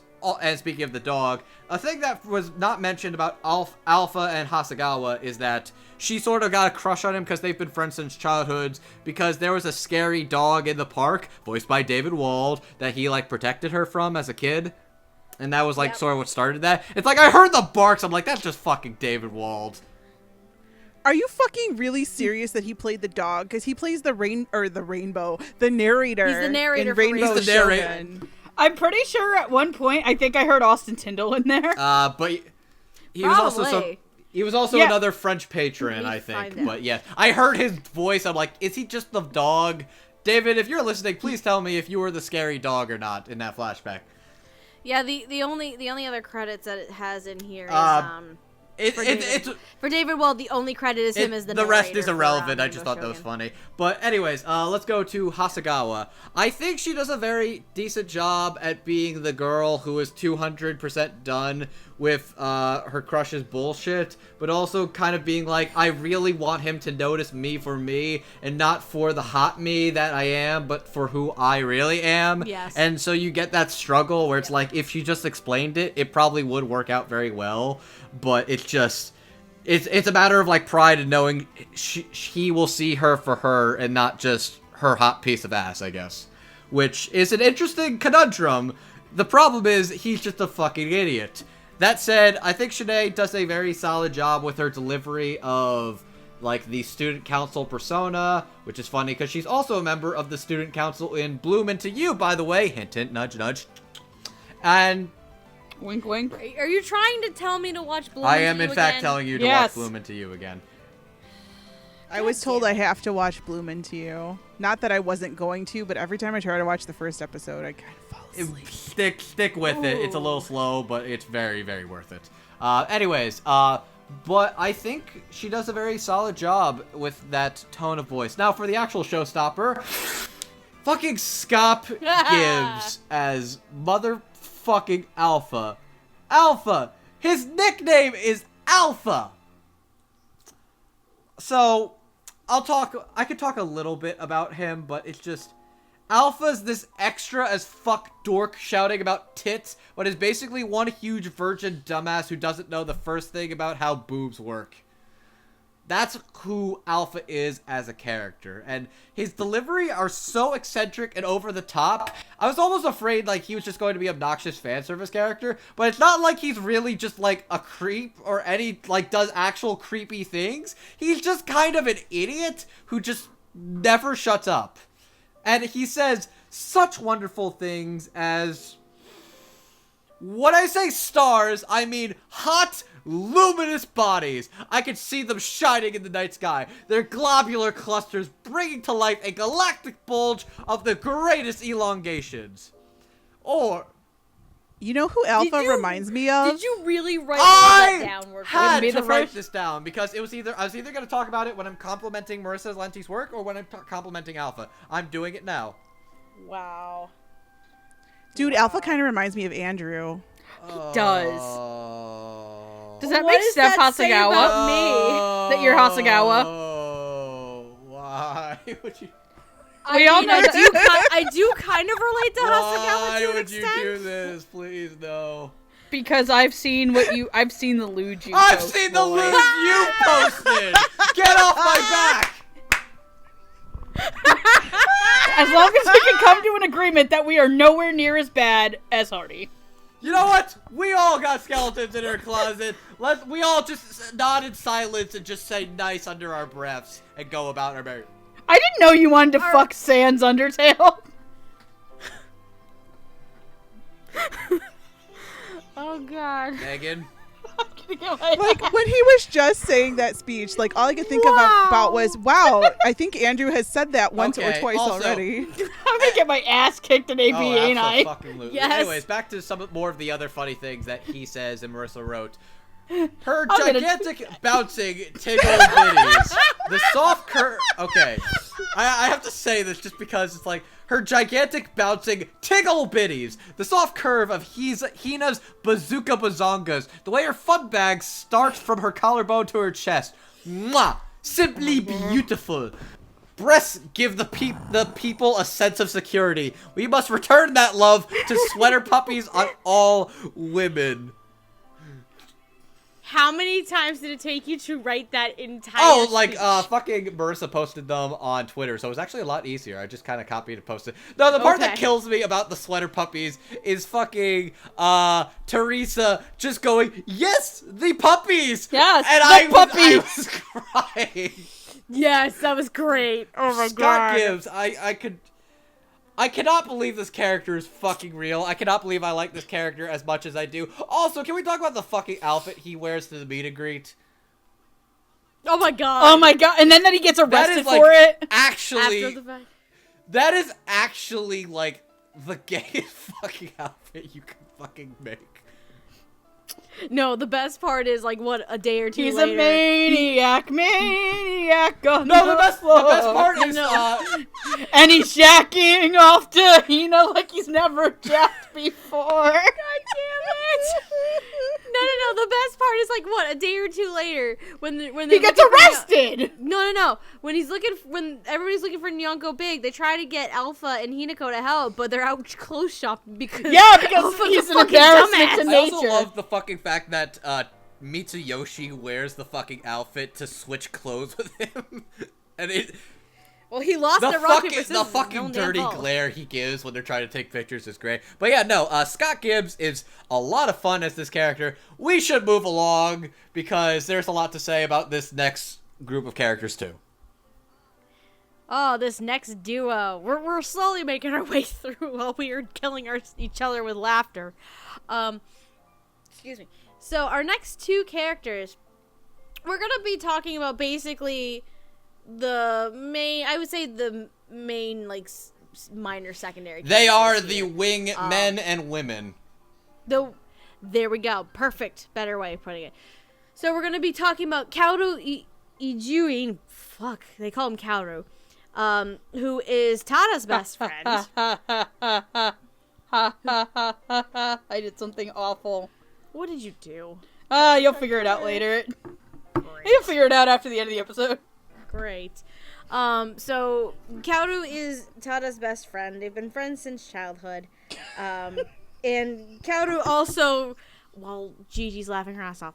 Kaoru also loves himself most of the time, but he's a good friend. And the other one is He's like, what's his nuts for? He's Ben Stiller's character from fucking Zoolander. Kinda, yeah. I'd fuck me so hard. So hard. Oh lord. The other. What are you doing? What is this, a photo club for ants? No, we're doing the Silence of the Lambs thing of Buffalo Bill right now. Oh my god. Wow, okay. Alright, and the other character we're going to talk about is Alexandra Magritte, who is...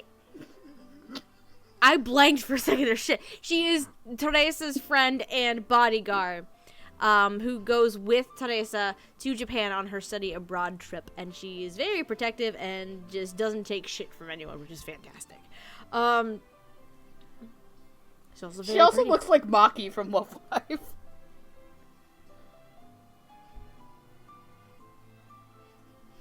Alright. Reference going over my head.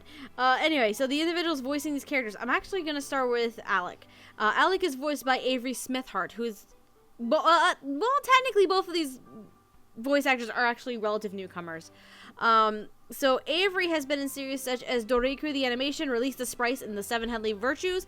There's a reason why I'm not bringing up two roles in particular, because we are going to be covering those two shows in the near future. As for Kaoru, we have Mike Hashimoto, who has been in series such as Dorikuru the Animation, Haikyuu, and Mr. Tonegawa, Middle Management Blues. I actually want to go first on this one. So, I'm going to start with Alec and Avery, because this is the first, full show I've heard her in. The other one is one of the ones we're going to be covering in the near future, and I've only seen, one episode of, where she also has an accent in that show. Whoop-de-doo.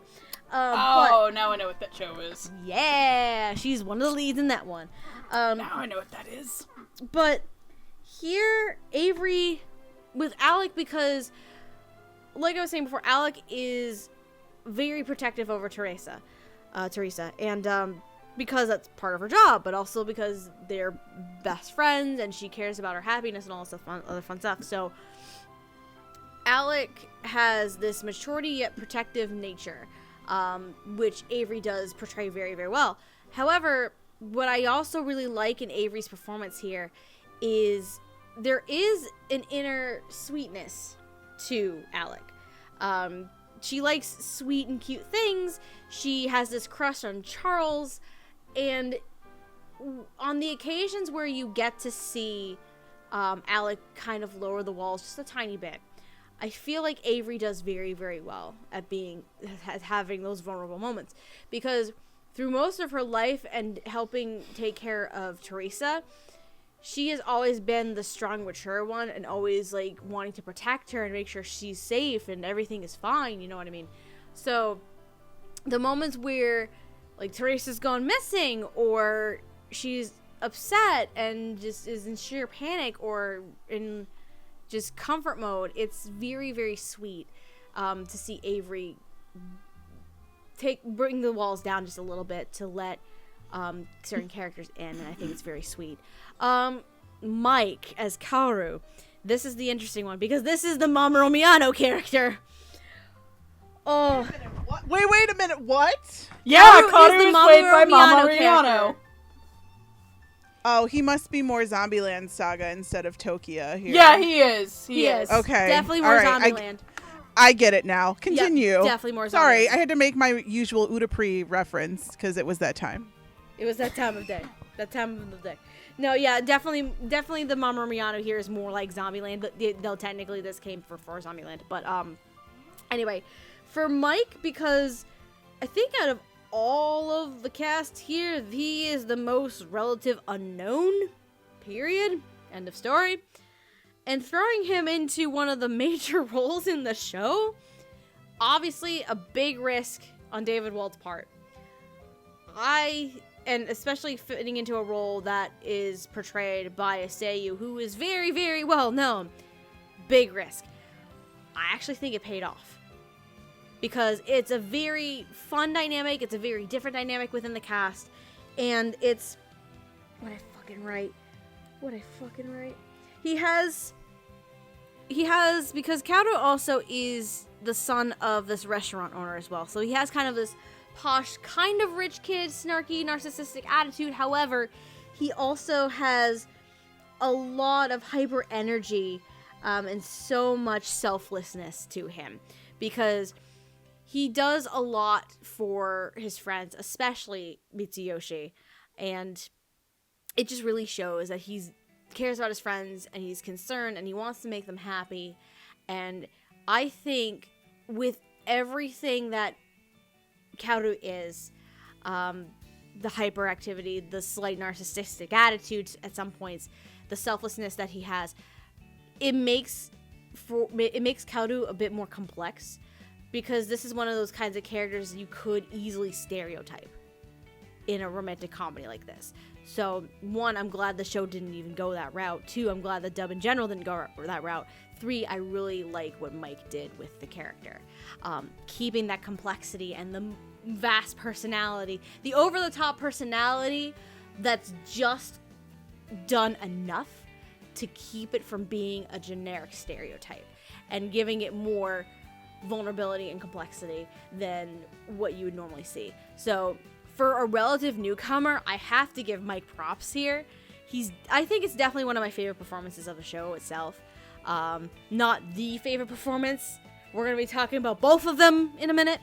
But yeah, I really like both Mike and Avery here as Kaoru and Alec. Let's see, who should I pick on next? Let's pick on Megan. So let's talk about Avery as Alex, because Avery was an actress I think I predicted in another show. I think she was one of my Bloom Into You predictions for somebody. I think Toko, maybe, but Toko. But I really enjoyed her as Alex. I did feel like sometimes her accent slipped a little bit, but I don't think that she was bad. I think that Steph nailed it on the head about her, the two sides of herself. Mm-hmm. And I think I liked Alex the best when she was letting other people in. When Tada and Teresa go to the Rainbow Shogun's little thing at the Sky Tree, and she's visiting the coffee and she has that little moment with Kaoru, and you think that she might have been developing feelings for Kaoru, but maybe not. And she eventually, I think, kind of does get together with Charles, who she's always had a crush on. I also like that I believe she also did the little version of Alex. That her accent was actually thicker as a child than it was as a teenager, which is a thing I like, because I think as a teenager, when she started to learn another language and was in another country for a little while longer, I can understand why her accent would be a little less thick, or I think it should be more thick. I don't know. Maybe I'm getting it mixed up. But I think that she brought this, like, sense of being, like, a tsundere, but not to the point where it was over the top, like, for another show where they would have completely, I feel like another director and for another type of show, they would have played up that aspect unfairly on Alex. And I don't think Avery or David's direction really pushed that up. I think that you do have somebody who's protective, but not malicious. Mm-hmm. And she is also somebody who habitually lies, and you eventually learn that she has a tattoo touching on her arm, and I think that those scenes with Teresa are really well done. But man, let's talk about Mike Hashimoto, who I was on the other episode that we did this season with a very prominent Mamoru Miyano character, that being Zombieland Saga, and I said it there and I'll say it again here. I don't like when they have actors try to one-to-one Mamoru Miyano's exact performance. I think that Mamoru Miyano as a seiyuu and as a performer is such a dynamic force that just trying to match him too much would honestly be a detriment to your dub adaptation and to your actor. Every actor is different, and while I think that many actors can share a same energy, there is nobody in the English voice acting community that I feel like is Mamoru Miyano's level. Because he's actually one of the few seiyuu that I can listen to a show and be like, oh hey, Mamoru Miyano's in the show. There's not even a lot of seiyuu I can't do that with. Like, especially the girl ones, as bad as that is to say. Even some guy seiyuu I get confused all the time with. But for Mike to be a actor who I think at the point of recording this had like 2 named characters that were big. Yes. One of them being Aonone from Haikyuu, who, if you've ever seen Haikyuu, Aonone is the big guy from Dateko. He's the big wall guy. Yes, I forgot about that. And that guy doesn't talk very much. Or if he does talk, it's not Kaoru. So the fact that Mike could be charismatic, charming, and when he had to turn it on in the last arc to kind of pull Tada's head from his ass, it was believable. Like, you genuinely believed how much of a good friend that this guy is to Tada. He loves him in, like, a platonic way, and I really enjoyed that about Mike's performance. I think that Mike may or may not have won himself something that comes out next month. Uh-oh. Or technically, hopefully by the time this episode comes out, in a week. In a week. Depends. As of the time of this recording, a month. As of the time of this release, a week. Theory. So I think that he really does, and it's one of my favorite performances in the show. I think it might be my favorite performance in the show. I do want to put our lead actor for Tada, but when we talk about that, it's gonna be the weirdest thing I'm gonna talk about this person, but I love the both of them, and especially Mike as Kaoru. Cool. Andrew, can you go next, please? What do you think of Kaoru and Alec's performances? Okay. I'll start off with Alec first and foremost. I am aware that Avery is still a name that's fairly new to me, but I have not watched a lot of stuff with her in it yet. I own a show where she is a major character, but I've yet to watch it, and I feel like that's the kind of show you definitely don't watch with your parents around, so I gotta find some time for that. Oh, I believe I got that show I for also Christmas. believe you did too, but we'll get more to that. She's a name that's still fairly new to me, but... So I was going in, I was not sure what to expect, and what I did get, I was actually quite impressed with the way she sounded. She's got this stern and serious badass accent, also with a little believable bit of snark and sass whenever she's dealing with Kaoru or maybe teasing some other people around her. I feel she actually sounds, like, pretty natural in regards to, like, having an accent as well. Like, it's not always the most consistent, but she plays it a little softer than some of the other characters do. But I feel her badass, like, cool ninja bodyguard persona, as well as her shy, meek girl with a crush on a very attractive Belgian Frenchman, is really interesting. She shows a lot of emotion.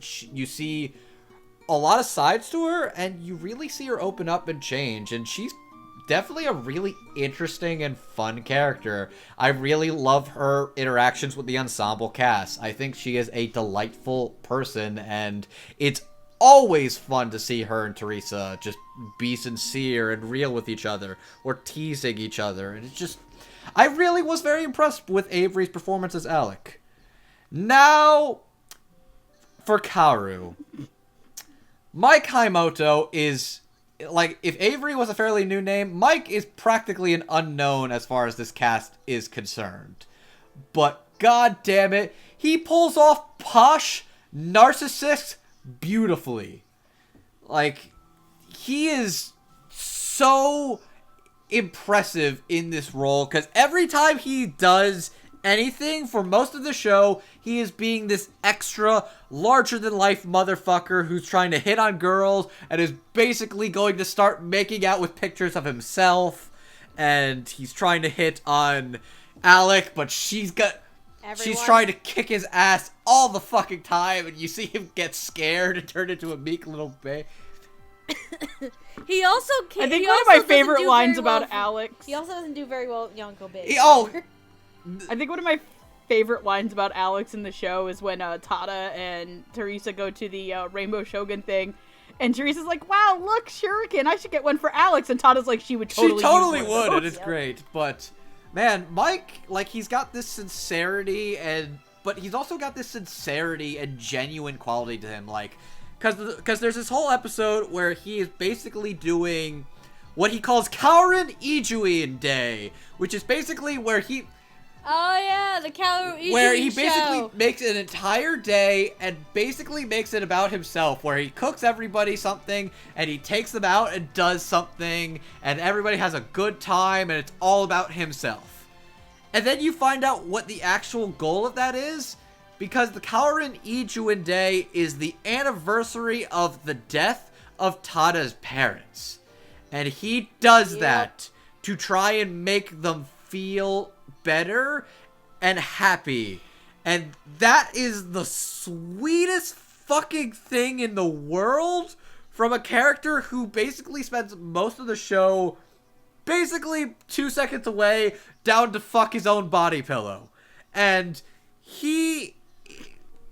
I'd fuck me so hard, God. Says Kaoru Ijuin. Wow, okay. But hold on. He's just the character moments of when he's showing that he really does care a lot for Tada, that he really wants the best for him, that he's there for him. He's there in the moments when he's basically about to lose it and he realizes, I've lost the love of my life and I don't know if I'm ever going to get her back. He follows her to the end of the world.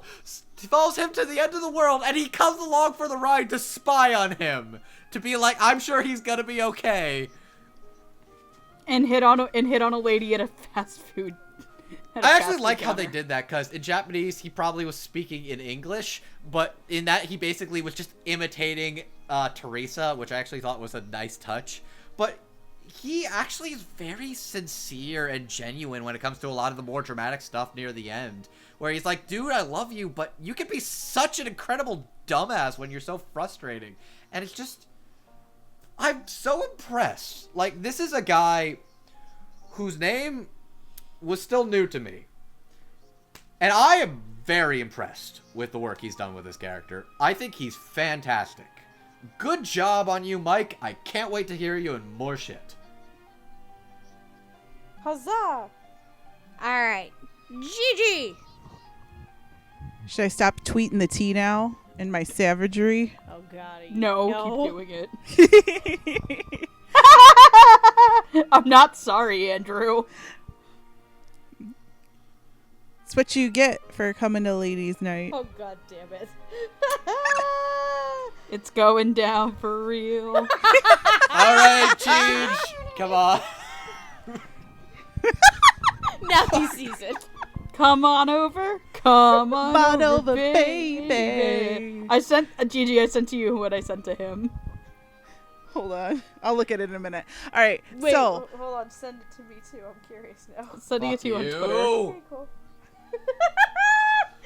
Okay, just because this is an audio podcast, let me explain. Megan sent me a fucking Sans Undertale body pillow. It was like, hey, I got you a new body pillow to bone, and I'm shaming you publicly because you deserve it.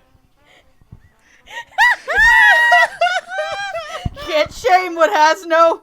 I have no dignity. That's my secret, Cap. So I'm going to keep this short and sweet so I won't get murdered, or maybe I will get murdered because that's hot. So, Alec, okay. This was like the one I was kind of on the fence on also, along with Yui, just because, as whoever said it before, the accent does flow in and out. And there are some parts where the accent is super thick and like THICC, and I couldn't understand what she was saying. But I also had my volume down really low, so it might be that. I don't really know. But yeah, I liked it a lot. I really did. Like, she's not my best girl. She's still a comin', but, and I'm surprised because I really thought Alec is like the type to be my best girl, but But I did like the performance a lot. Just those two little things. But other than that, it was super good. Kaoru, please marry me. What's this guy's name? Mike? Hi, Mike. Yes. You're new. Welcome to Ladies Night. Oh, God, here we go. Podcast. Welcome to Ladies Night. Please be very careful of Gigi. Well, welcome to Ladies Night. The floor is slippery when wet. Welcome to Ladies Night plus Andrew today.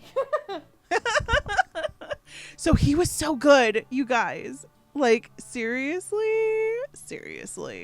My blonde is showing right now because I can't think of the words that I want to say to express how good this performance was.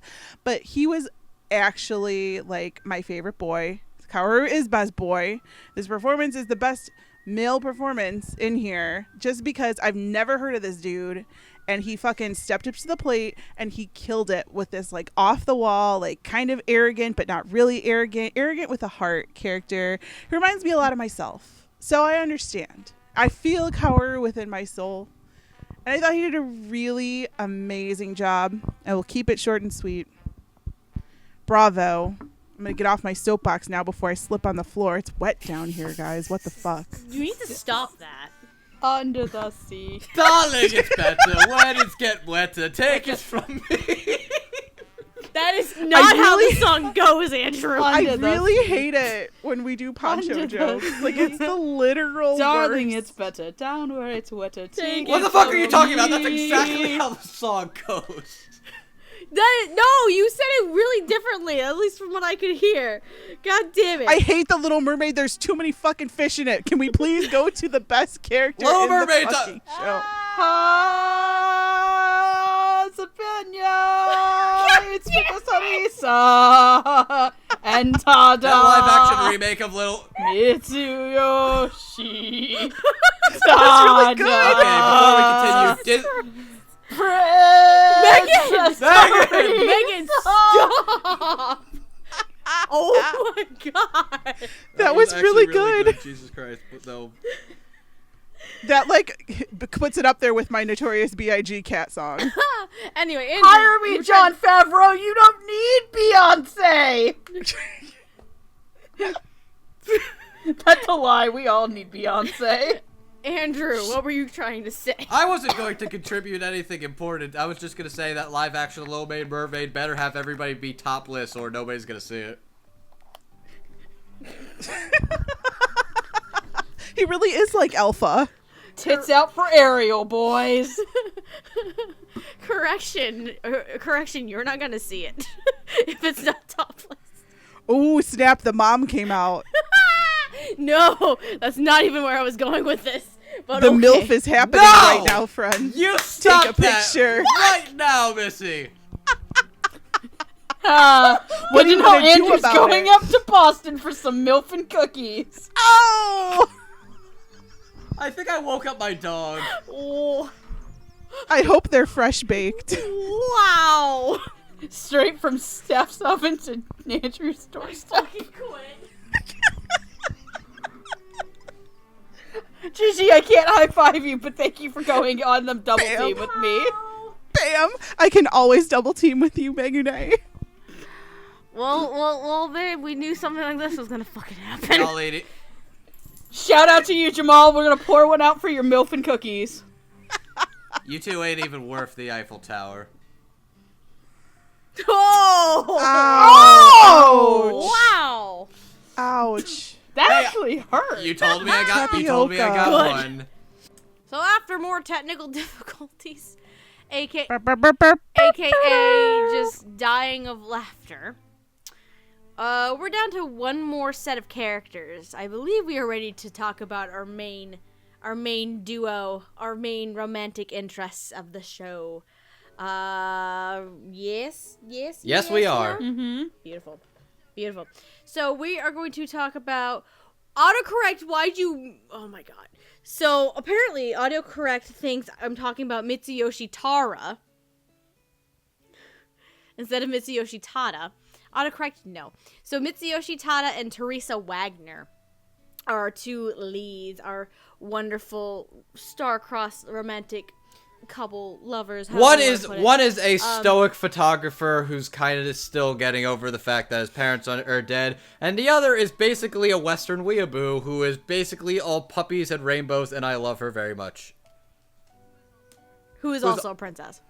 I literally am not gonna lie that in the very first episode when she says that, like, what was it? It's like, this is a thing that the Rainbow Shogun comes out Oh, you of. must be pulling upon Tada's- my leg.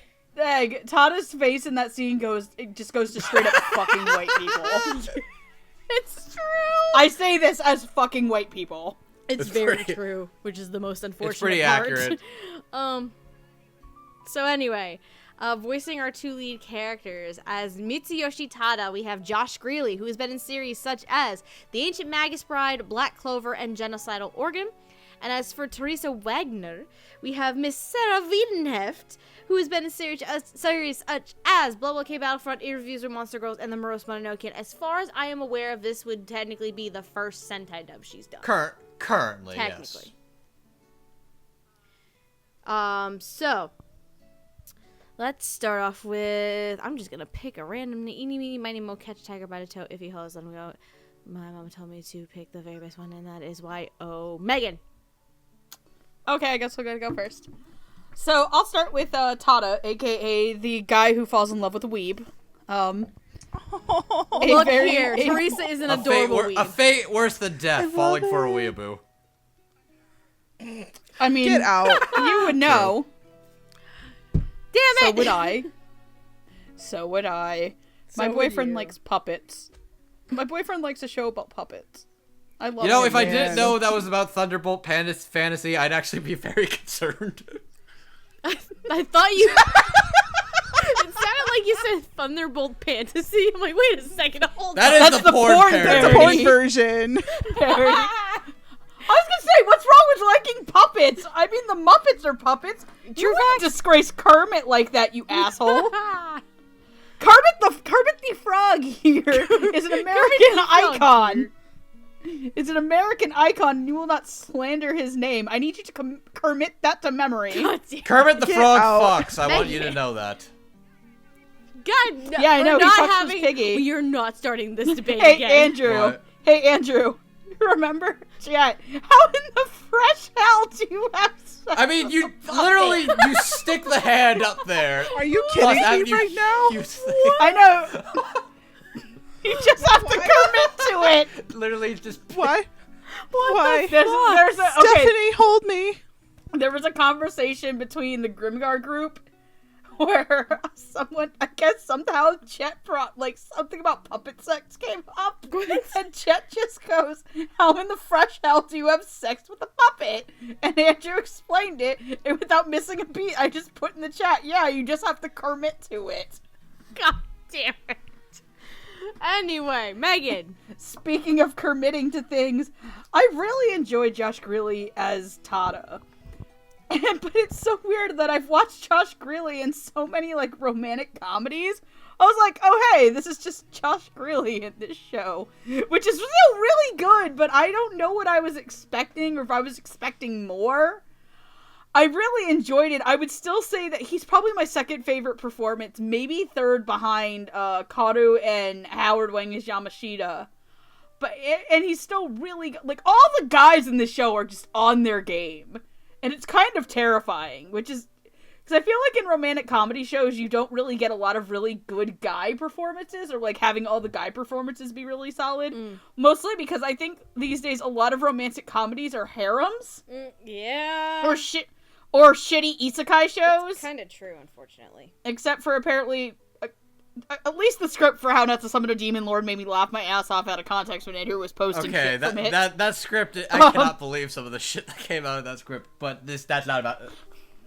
What was one of the, like, there's one's like, something exploded by the power of not today! Nope, the power of note divided by a nope. Something like that. Move. But no, the real star of the women is by far Sarah Wiedenheft as Teresa, who has a Dutch accent. They confirmed it was Dutch, which I believe Sarah herself is Dutch. So it never feels inauthentic. It never feels fake. Everything that Teresa does is just it lives in the purest, sweetest, nicest actual rip-off Disney princess that you've ever seen in an anime. And by the end, you will be screaming, "Kiss, you fucking morons!" Like I did. I think that when she's crying towards the end and getting all the, like, the parts where she has to tell Tada what's going on and has to, like, try to let him down softly, and it's breaking her heart. And the same with Josh, where he's got to realize, yes, you are in love. Your dick is going ding for this girl. It's always been going ding for this girl. Like, you kept mementos of her in the closet to not feel anything, you fucking weirdo. Like, wax your katana, buddy! We know you want to! And I think that Josh and Sarah did a really good job, and I'm trying not to be dirty, but it's really cute. And they're fucking adorable. Wax your katana? Polish it, grind it down. I was gonna say, unsheath would be the euphemism of this. I'm not sure where. Do you wax? I mean, he wants to sheath it in her. Wow. You know what? Fair! And with that, my horny ass is gonna ride off into the sunset. Take it away, whoever the hell Steph team is next. Oh, good, sweet baby Jesus. Andrew. He's not here. Okay, boy, we're doing this. Okay, I will start off as well with Mitsuyoshi Tada. I will say that Josh sounds deeper and a lot more low-key than what I think I'm usually used to him sounding, but I'm aware this is a tone of voice he is absolutely capable of, because Josh Greeley is a talented motherfucker who can do almost anything. But I think in regards to the voice he picked for Mitsuyoshi Tada, I think it really works well, because this character is mostly kind of like stoic and calm. He's a little more closed off in regards to how he feels, only ever really letting others in regards to, like, when he's around Teresa, when he realizes they find some similarities in regard to how they feel about their future. That scene where they're basically explaining what their deals are when they're star-seeing was beautiful. Like, I really liked the subtle ways they were just talking to each other about how they felt or how they were afraid they had to, like, grow up early, about things that you wanted to say because you were too stubborn and you never got a chance to say it again because of his parents, like, going one morning, he was stubborn and he never got to say what he really wanted to say because they died, and that's heartbreaking. And I just think the way Josh goes about playing him as this sort of gradual revelation that I'm in love with this girl, what do I actually want to do, and realizing the struggle of going around the world, the struggle of taking a plane for the very first time even though he's afraid of flying, and the struggle of, like, that scene of him on the plane for the first time is how I feel every time I get on a fucking plane. Yes, it's Megan in you you basically were like, I've never related to something so strongly. I was like, that's a big fucking mood right there. Yeah, Josh Greeley as Tada is spectacular. I think he does a solid job. Now, I would like to go on to Teresa, aka Sarah Wiedenheft, steals the fucking show and runs with it for 13 episodes. I shan't forget this performance, my friends. You did, didn't you? Sarah Wiedenheft sounds unique and distinct as Teresa, but it still sounds like something in regards to what Sarah Wiedenheft is capable of doing, and I still, like, even when she's going more thick with the accent, I still always can tell a little bit, this is, in fact, Sarah Wiedenheft. And it's one of the more, like, distinct roles I think I've ever heard her play.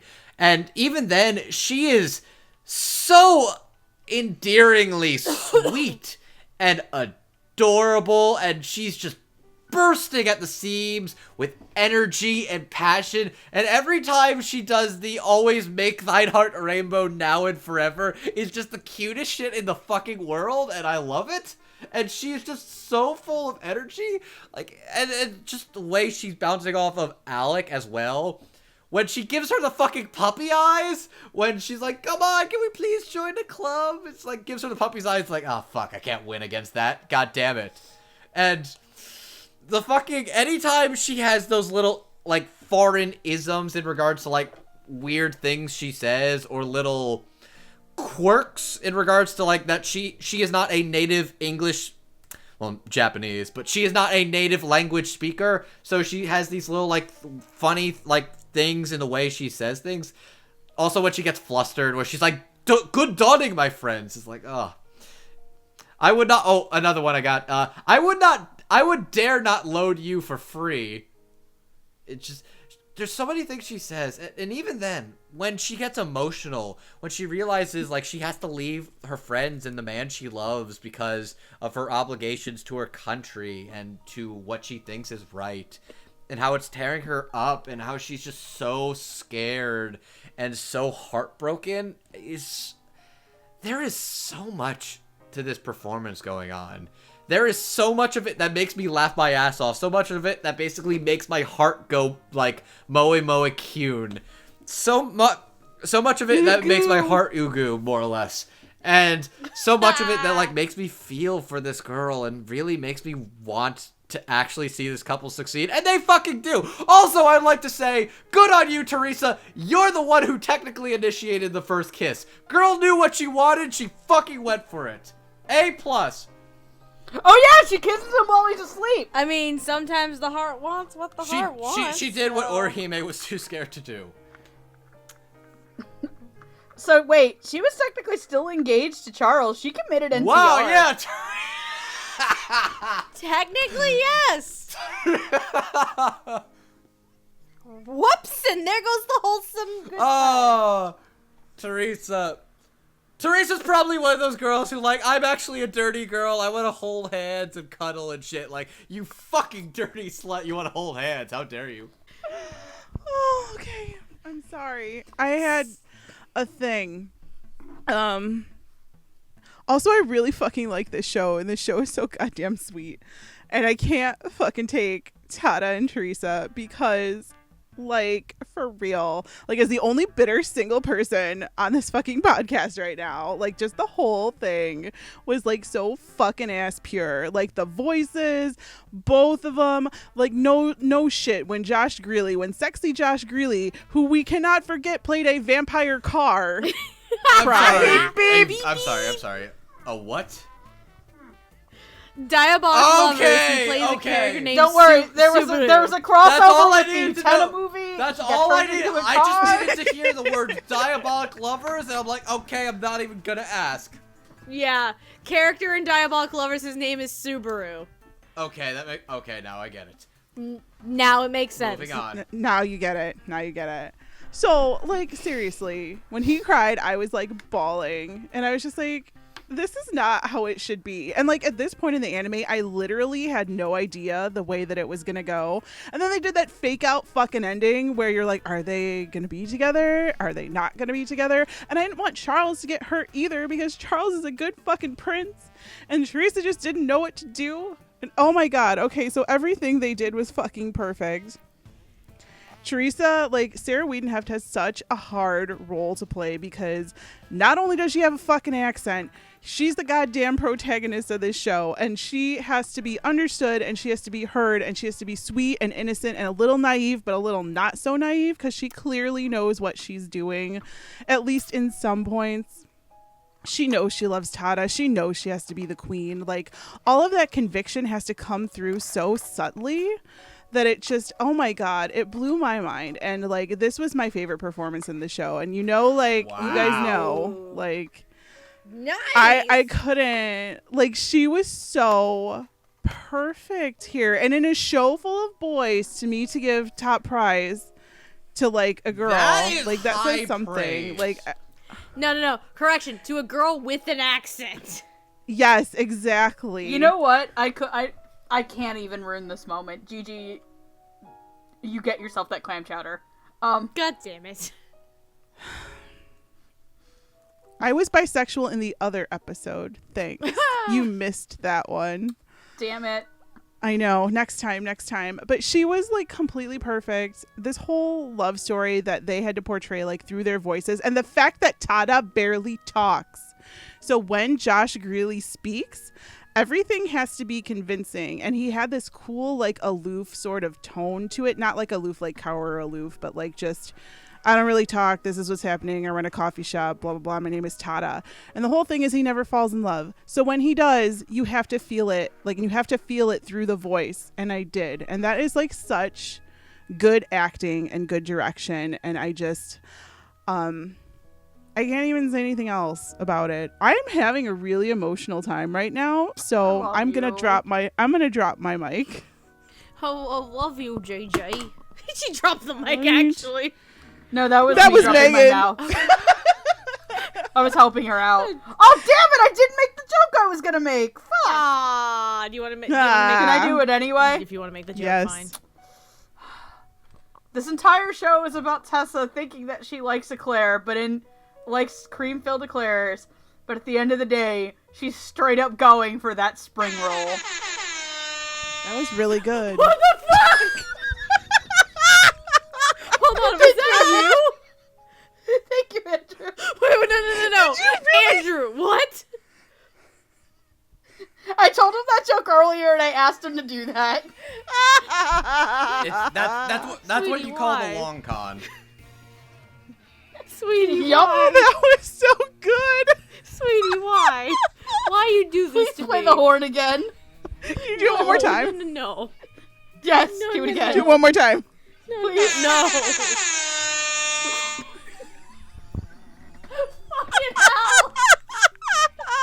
Just in case anybody was getting a little too horny.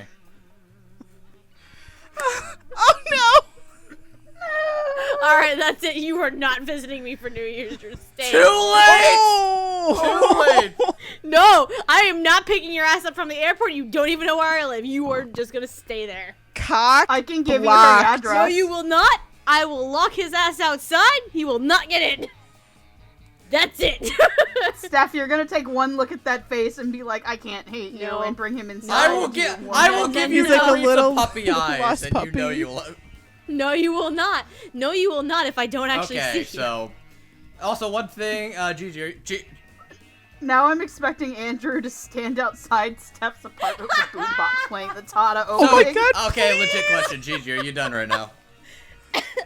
Okay. Yeah, So there's one thing. There's no real place to talk about this. I know you're gonna go in a second, Steph. There's no real other place to talk about this.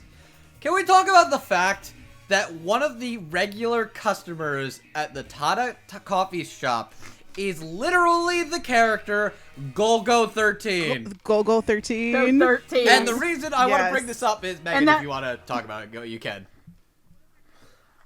One of my favorite fucking jokes in the entire show is when they go to the Rainbow Shogun thing. Yes, yes. And she's trying to win him the little fan, and you just see Golgo 13 show up as a sniper. Yes.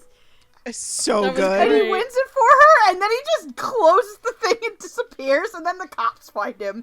Which, by the way, I think that cop was Austin Tyndall. That's amazing. Anyway. So now that we've established that Andrew is not going to be visiting me this weekend, That's a lie. bar none, my favorite and probably I think the best performances in the show, bar none. Starting with Josh, it's one of the rare occasions where Josh uses more of a mature, rather baritone voice in a romantic comedy. I have to add that part in there, because a lot of the comedies, and especially romantic comedies you usually see him in, it's not this tone of voice, and it's not this kind of character, generally. The Harem King. I know, right? Harem King, or Kuronosuke and Princess Jellyfish, or even Future Diary is not similar to this here, and Future Diary's a romantic comedy? What the fuck, Wait a minute, what? my brain is dying. Never mind. Oh yeah, Future Diary, my favorite I mean, maybe it's a romantic comedy for me because I get turned on by death you probably games, could but edit a whatever. trailer for Future Diary and make it a romantic comedy if you tried hard enough. You probably could. Not gonna lie. That show's a train wreck in of itself. But my point is, it's not the typical tone of voice for the typical romantic comedy character that you see Josh usually in. If that makes sense. So he has, what did I fucking say?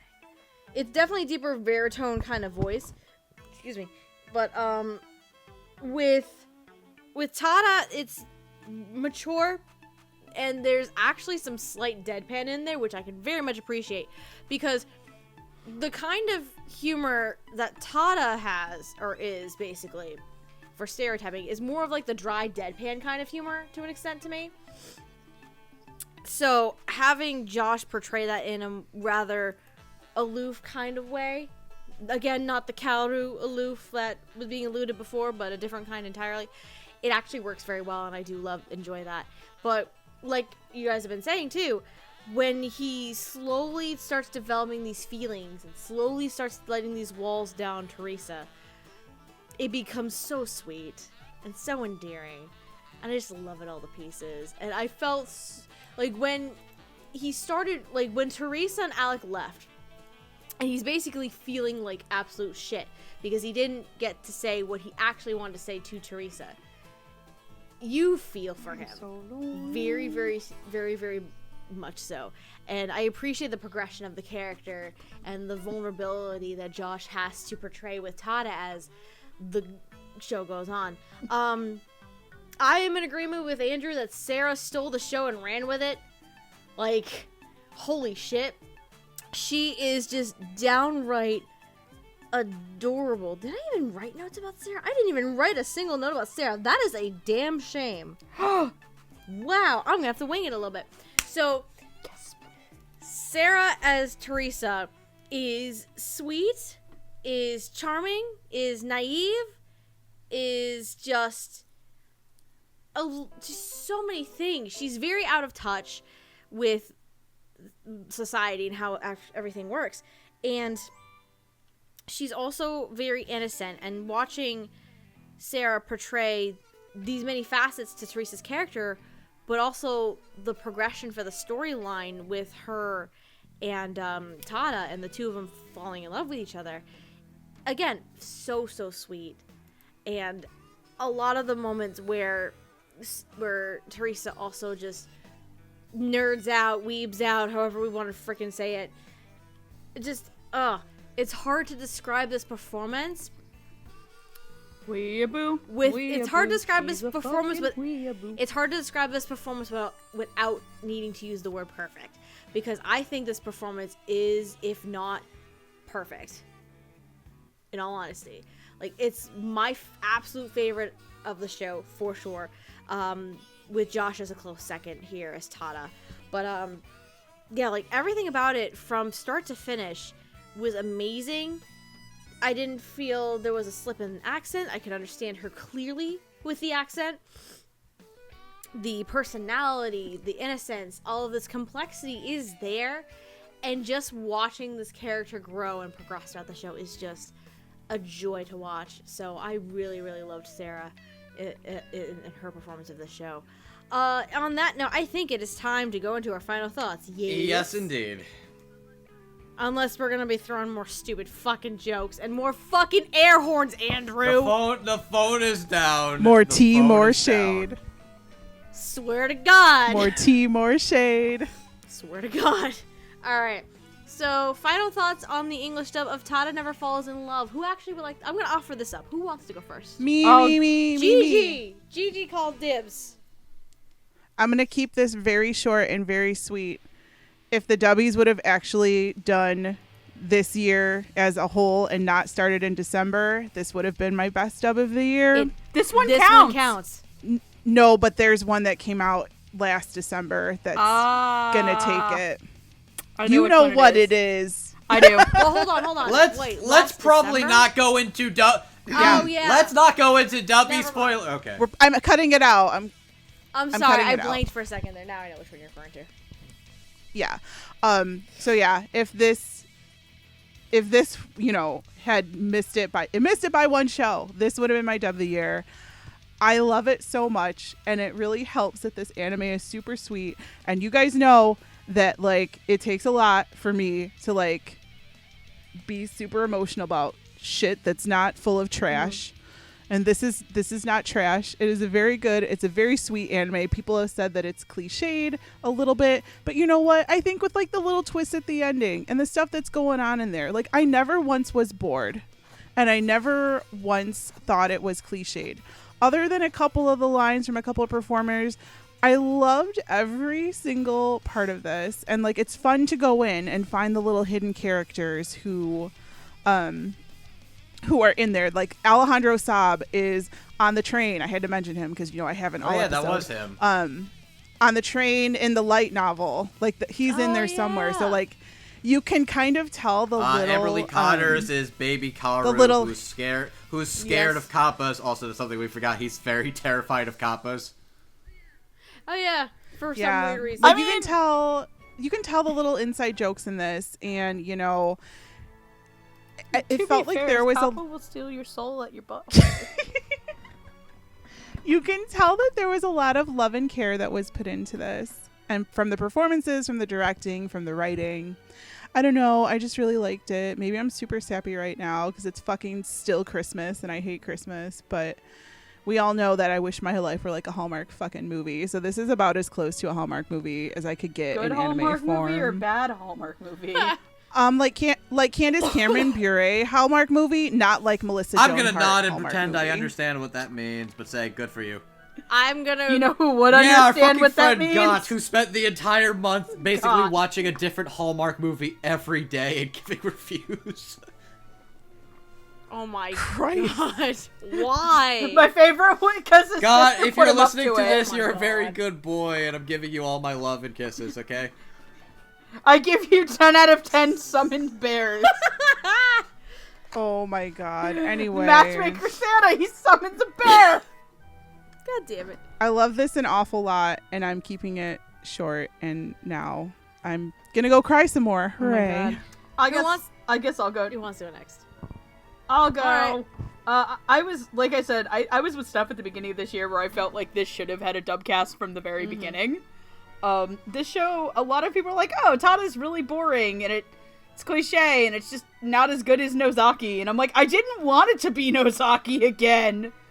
Like, Nozaki-kun is its own comedy demon in which I am 100% convinced that this is just taking place in a different part of the school. Or a different Like, part all of the town or Nozaki something. shenanigans. Yeah, like, the Nozaki-kun shenanigans are in, like, the other building.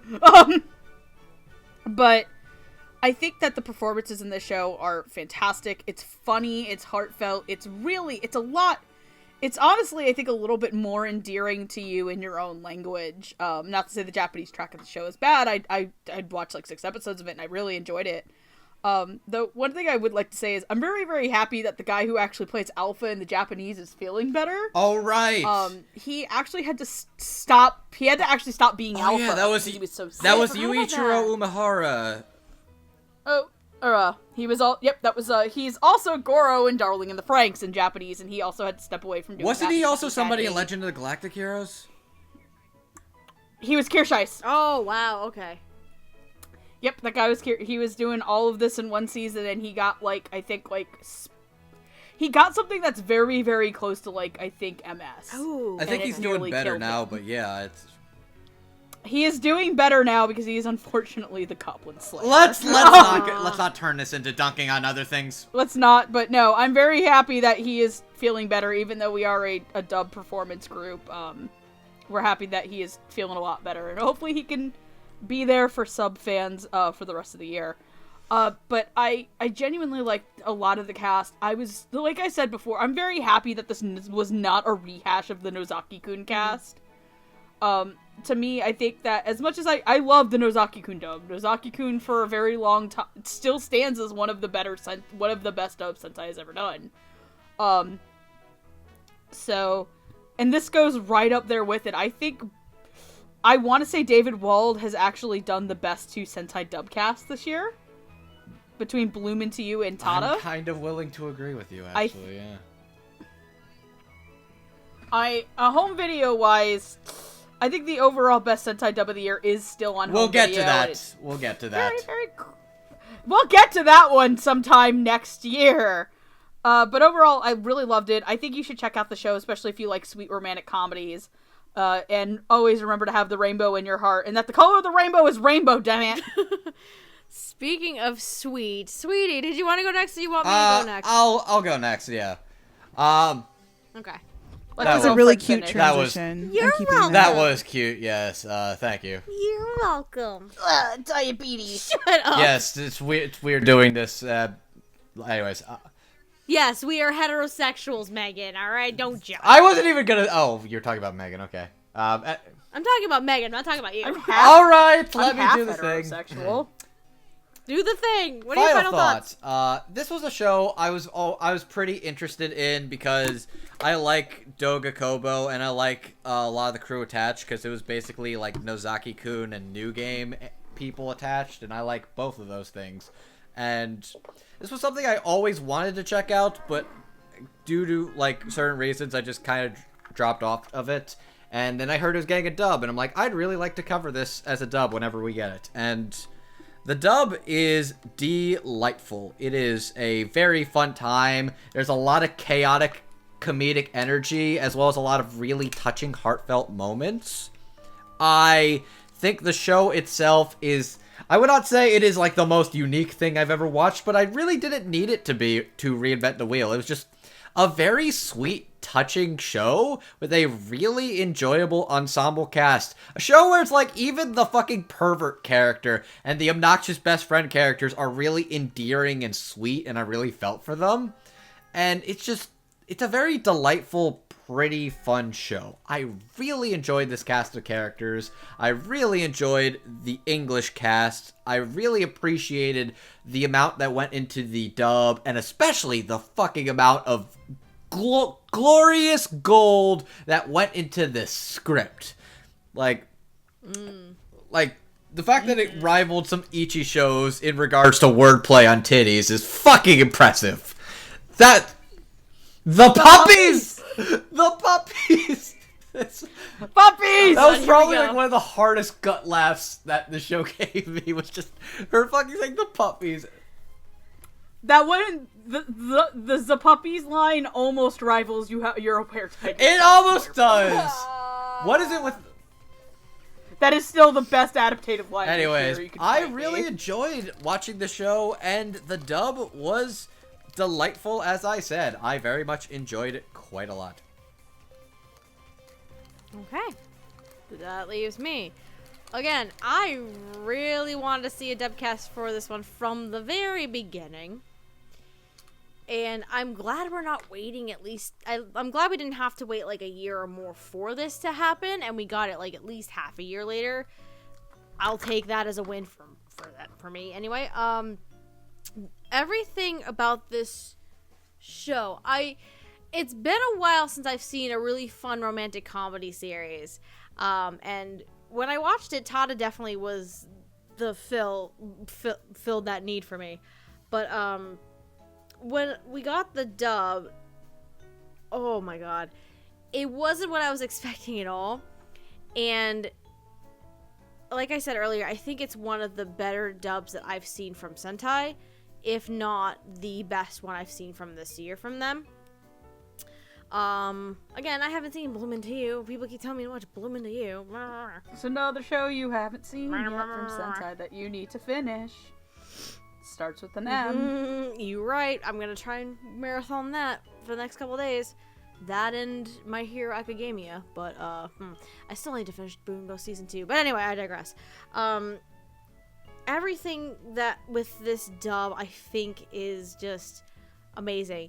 From the direction to the casting to performances to the script, including all the fun little in-jokes and puns that you can name. They go in there. And the diversity of the cast and the risks that were taken in this show, especially casting relative newcomers or complete unknowns, really, in some of the major roles. It's a risk, and I think it really paid off.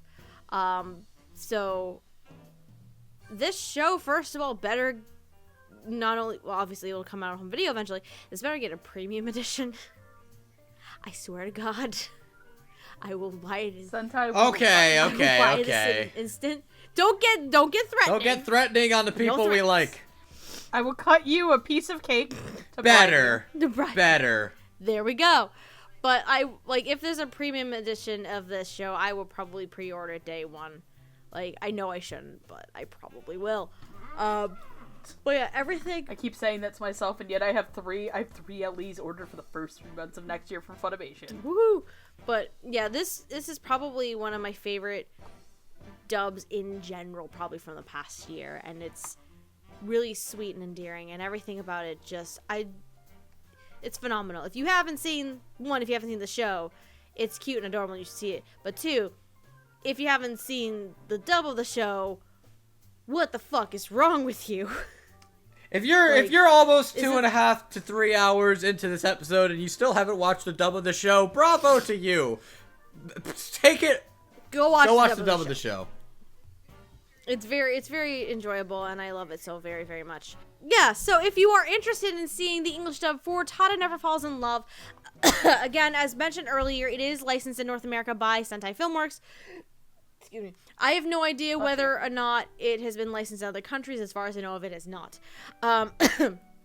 In terms of where you can find it, as the time of this recording, there has not been a physical release, nor has one been announced for the show as of now. So right now, the only place where you can watch this show is streaming off of High Dive. Both the Japanese and the English dub versions are on there. The dubcast version of the English dub is on there. As well as you can also watch it on the Verve platform as well, if you had that too. You right. I forgot that's a thing that happened in the past several weeks. So it is available on Verve as well, since High Dive now has their own little channel on Verve. In terms of High Dive, if you are interested in testing out a little membership or anything like that, we do have a special little coupon code for you. If you put DoubleTalk 2018, whether you sign up with a new account or if you have an existing account, and you can add little coupon codes into your account. If you do that, you can get 50% off of 1 month subscription of High Dive, our gift to you. But otherwise than that, if you're interested in anything else that we do, let's see. I'm losing my brain. How do I normally do this? Hi, I'm Queen Era 2. You can follow me at Queen Era 2 on Twitter. I shitpost. Thanks, fam. Gigi. Hi, my name is Gigi. I'm on Twitter and at YouTube at AnimePalooza, where apparently I cry a lot and talk about Udapri and stuff.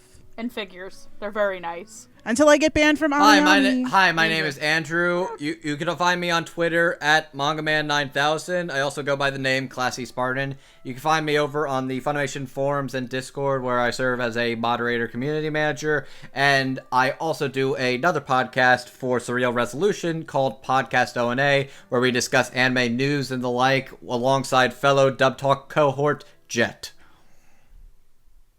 My name is Stephanie. You can follow me on Twitter at Lilac Anime Review, with review being spelled R-E-V-U-E. I also have a blog as well, lifeandtimesotaku.blog.wow. You're so close! You can do it!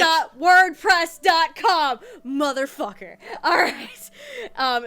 With general stuff, whether it's anime, personal things, fun stories, anything like that, that's where I will post them, just things off the top of my head. If you're interested in anything that Dub Talk in general does, the best way to follow us, of course, is you're already here on YouTube. Hit the subscribe button down below. We try to post episodes every week, once a week, sometimes twice a week, depending on what's going on.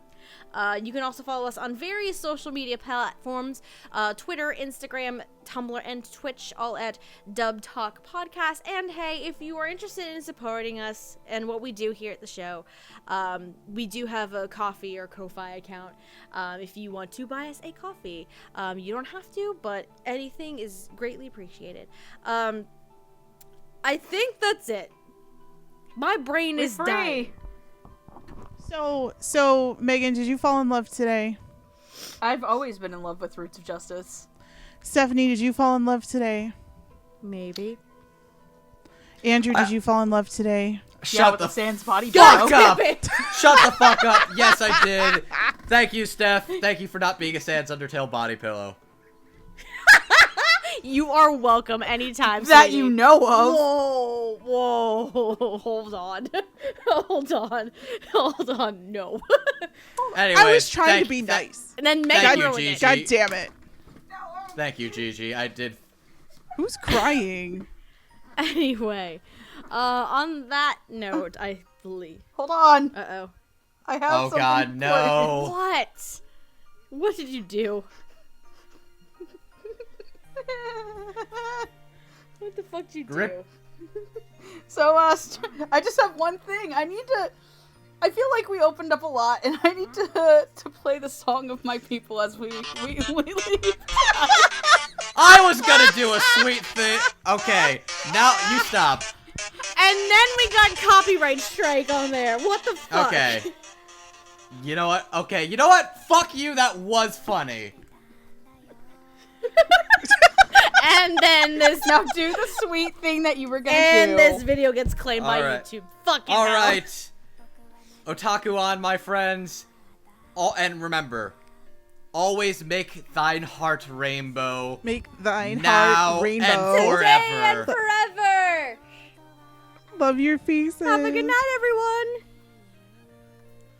Dun-dun-dun-dun. God damn it. I fucking quit. 美しすぎた人よ会いたくて